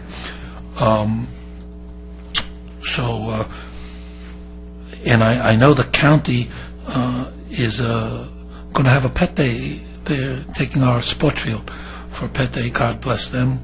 They adopt more animals, and that's a good thing. So pet days are a good thing for us to do in and of themselves, either in conjunction with the county or by ourselves. Should they be quarterly or semi-annually or annually? I don't know. Probably quarterly is a little bit overdoing it. Annually may not be enough. Semi-annually may be right. It's like the porridge, or just right. Now, that being said, so who makes that decision? I know I had talked about a pet dog committee, and I know the rest of my colleagues, at least some of you, didn't like that idea. But let me up the ante slightly and relate this to the Orange County Animal Shelter in general. Of the 500, because I'll come back, it's not totally off the boards. We have some 500 animals going through the shelter every year. And many of them are going through there because of laws and practices that we have or don't have in terms of mandatory spay, neuter, and release, whether or not we have trap, neuter, release programs, whether or not we allow puppy mills to sell animals in the city. There's a whole bunch of legislative things that sit out there that to some extent funnel the number of animals who come into the city based on those things that we do. There are also some kind of irrelevant things like should you allow circuses in your city that really don't impact. But there is a whole bunch of legislation that does impact on animal lives, that does actually impact on the shelter admissions. Now, so that in reality, and we need advice about those things. We need to, should we have mandatory spay neuter? No, you shouldn't. Yeah, you should. Oh, there's different points on all those things, or trap, neuter, release programs, or selling puppy mills, et cetera, et cetera. So, and all of that comes up because I'm working on an alternative to the Orange County shelter that I hope I'll be able to bring to you at this time next month, at the second meeting of next month. I know you didn't ask for it, but you're going to get it anyway. Sometimes life is like that. And in the process of doing that, this issue has come up. What could we do as a city to reduce the admissions to our own thing? But the truth is, we'd like to reduce the admissions to them as well because we're paying exorbitantly. We pay like $1,200 an animal that goes through there. So every admission we can keep from there cuts our costs, cuts their killing, and might work for us. So at the point that we need to decide how we're going to do the pet day and who's going to do it and how's it going to, then I'm going to say maybe that not a dog park committee, but we need an animal welfare committee to look at not just sorting in this pet day thing, but also to giving us some advice about these issues like mandatory spay, neuter, et cetera, et cetera, et cetera, so we could benefit from that down the road as well. But, which is more than is on the agenda. Just for the pet days per se, I'd like to support that, but, who, how, where, when, and what, we have to do something about that, rather than lay that on the staff. It makes more sense to get the parks. Are they still here? Are they? Yeah, see? Still there. Wouldn't you like to have a dog, an animal committee working under you guys? Yeah, she doesn't want to come in. Anyhow, that would be my recommendation. And since we're mainly on the pet days thing here, I think as was mentioned in the staff report, we have both private organizations, like I know Steve McGurk from Edward Jones is doing one up in Foothill Ranch at Foothill Community Park in February. And then, of course, the county is doing one, I believe it's in March. I can't remember from the staff report. But so there are definitely those opportunities, and we can encourage that.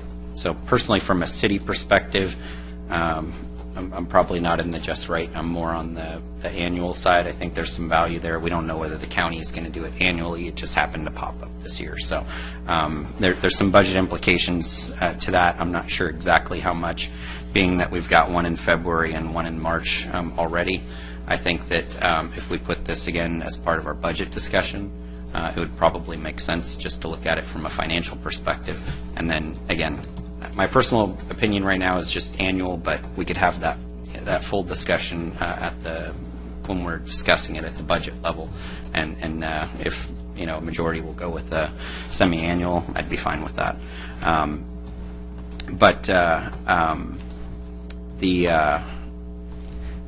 My feeling is that I'm not an expert in everything that comes before us, and none of us can be. Hopefully what we can do is take the information that's provided to us via staff reports, via public comment, and then we can make an informed decision based on the information that's provided to us. We're not going to be the expert, but experts are coming to us either at the staff level or to the mic or whatever it might be. I think that this probably makes sense to be with the Park and Recs Commission. And of course, because it follows into that Parks and Recs kind of thing. They're going to be utilizing parks, and I think it makes sense to go through that commission. Maybe Mr. Wasserman could comment, but I'm guessing the agendas are generally kind of light. Is that fair to say right now, since we don't have new parks and programming and stuff going on? That's generally correct. We always have something important that we're discussing. Absolutely. We can certainly include a discussion of pet day events and get the input from the commission to shape an event.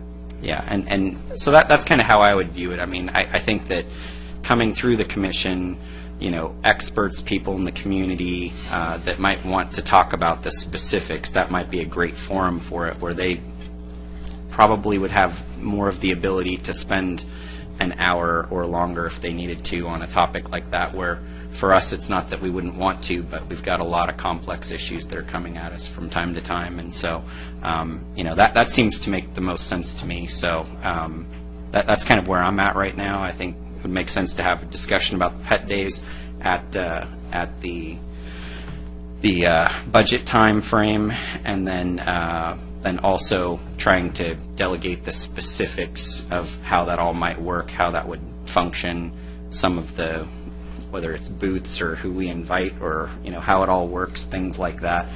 Leave that to the commission to kind of work through the details of. So,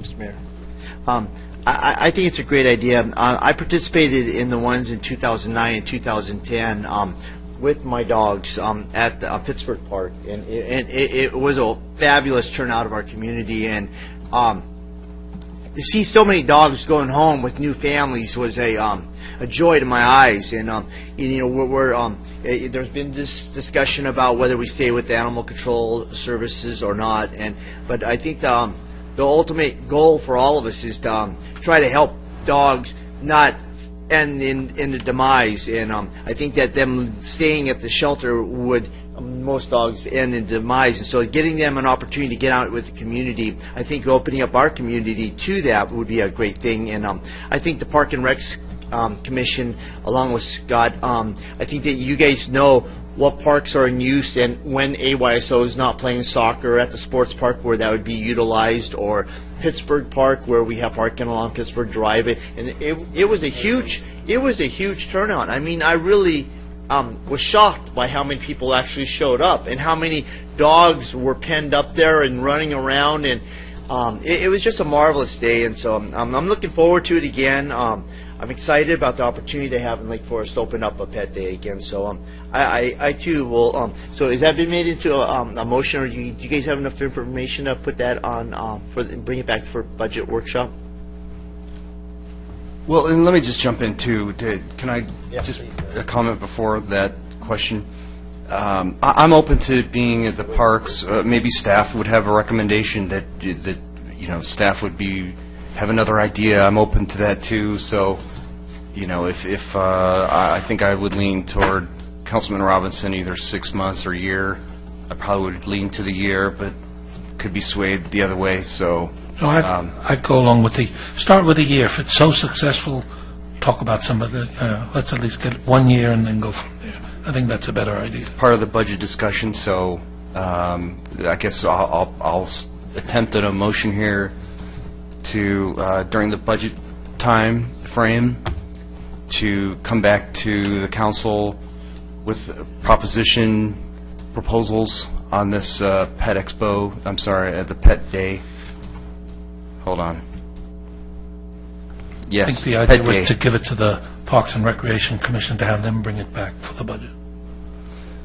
Well, and if staff, I'm okay with staff recommend if staff thinks to go through the Parks and Rec, or if you have, I don't want to hamstring if staff feels like there's another better avenue.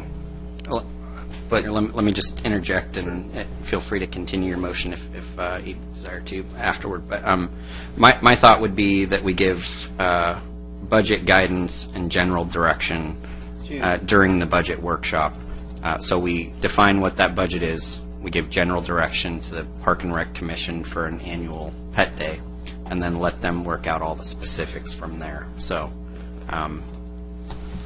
I could make that a motion if that, okay, so that'll be my motion, is that during the budget workshop, we define what we're going to budget for a pet day, maybe bring back some data from what we've spent in the past and maybe what some neighboring cities do if they're doing them. And then from there, we'll give that budget direction and general direction to the Park and Rec Commission and let them work out the details. So that's my motion. You know, and I'll do a substitute motion. No, I'm just kidding. I'm gonna second your motion. So we have a motion and second. Any discussion? All right, council members, please vote. That motion carries unanimously. And that leads us to the city manager's report. Nothing further this evening, Mr. Mayor. And council comments. Councilmember Gardner. Thank you all for staying so long. Councilmember Nick.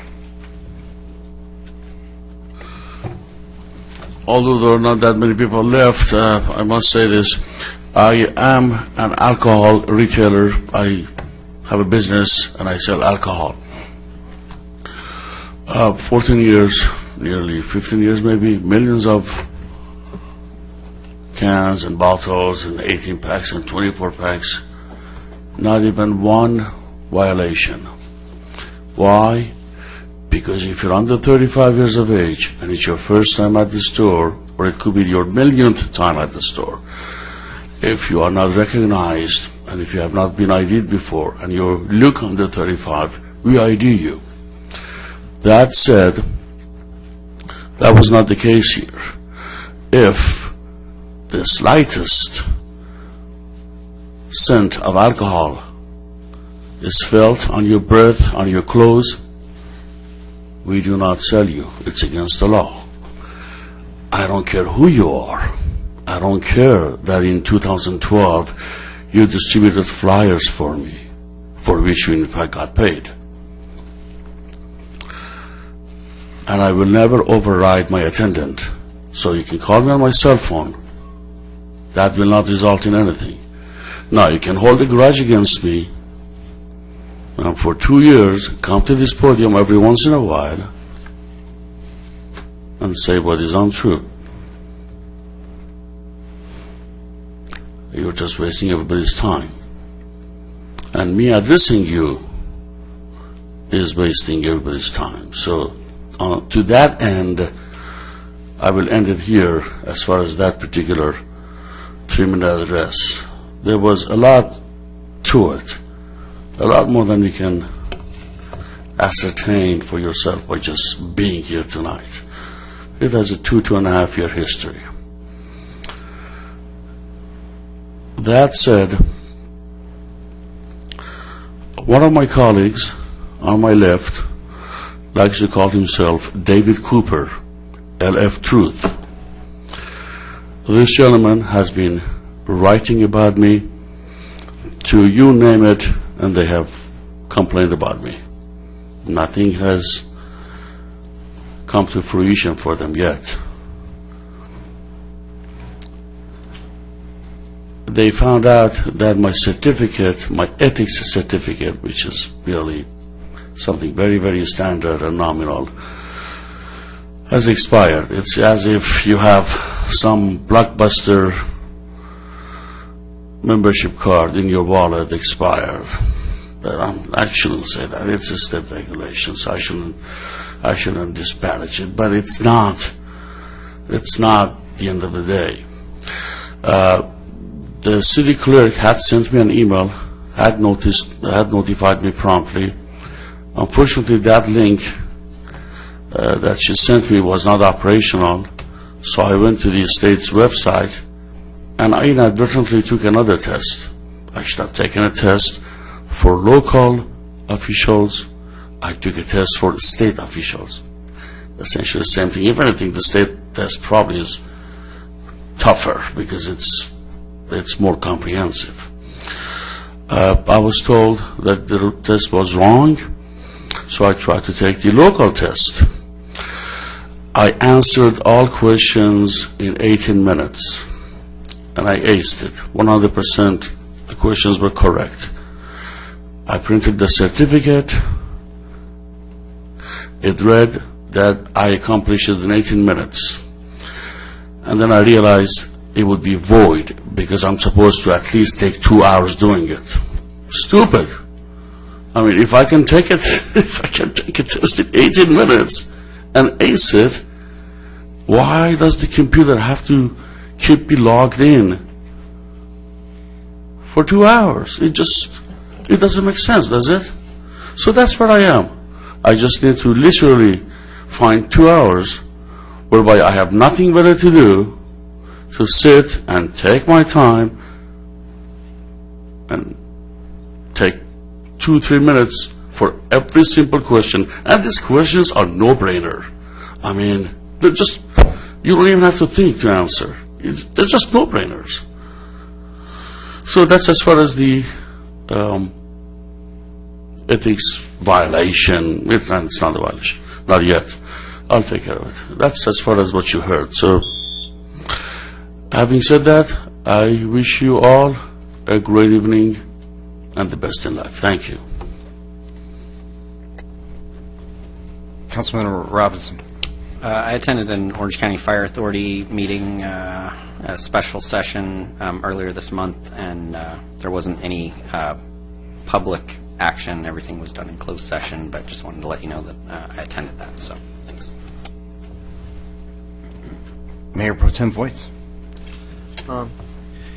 Attended a TCA ad hoc. Nothing further. Nothing to report out. As was mentioned, I did attend the Kiwanis meeting a few Fridays ago. Very enjoyable, a great group. Dr. Gardner was there. I was too. And the Mayor Pro Tem, thank you for reminding me of that. And it was an enjoyable time. They've got a great group, lots of great initiatives that they're doing, and like I said, that traffic question was a very timely question, something I had seen, and so hopefully we take a gander at that. You know, and again, I just want to implore our council to be kind to speakers, not to disparage them. We're all in this together. We all live in the city, and so questioning somebody's sobriety is really not necessary because, you know, everyone can attack a speaker for what they say, but let's just be kind to them. Let's be kind to the residents of Lake Forest that come up and speak.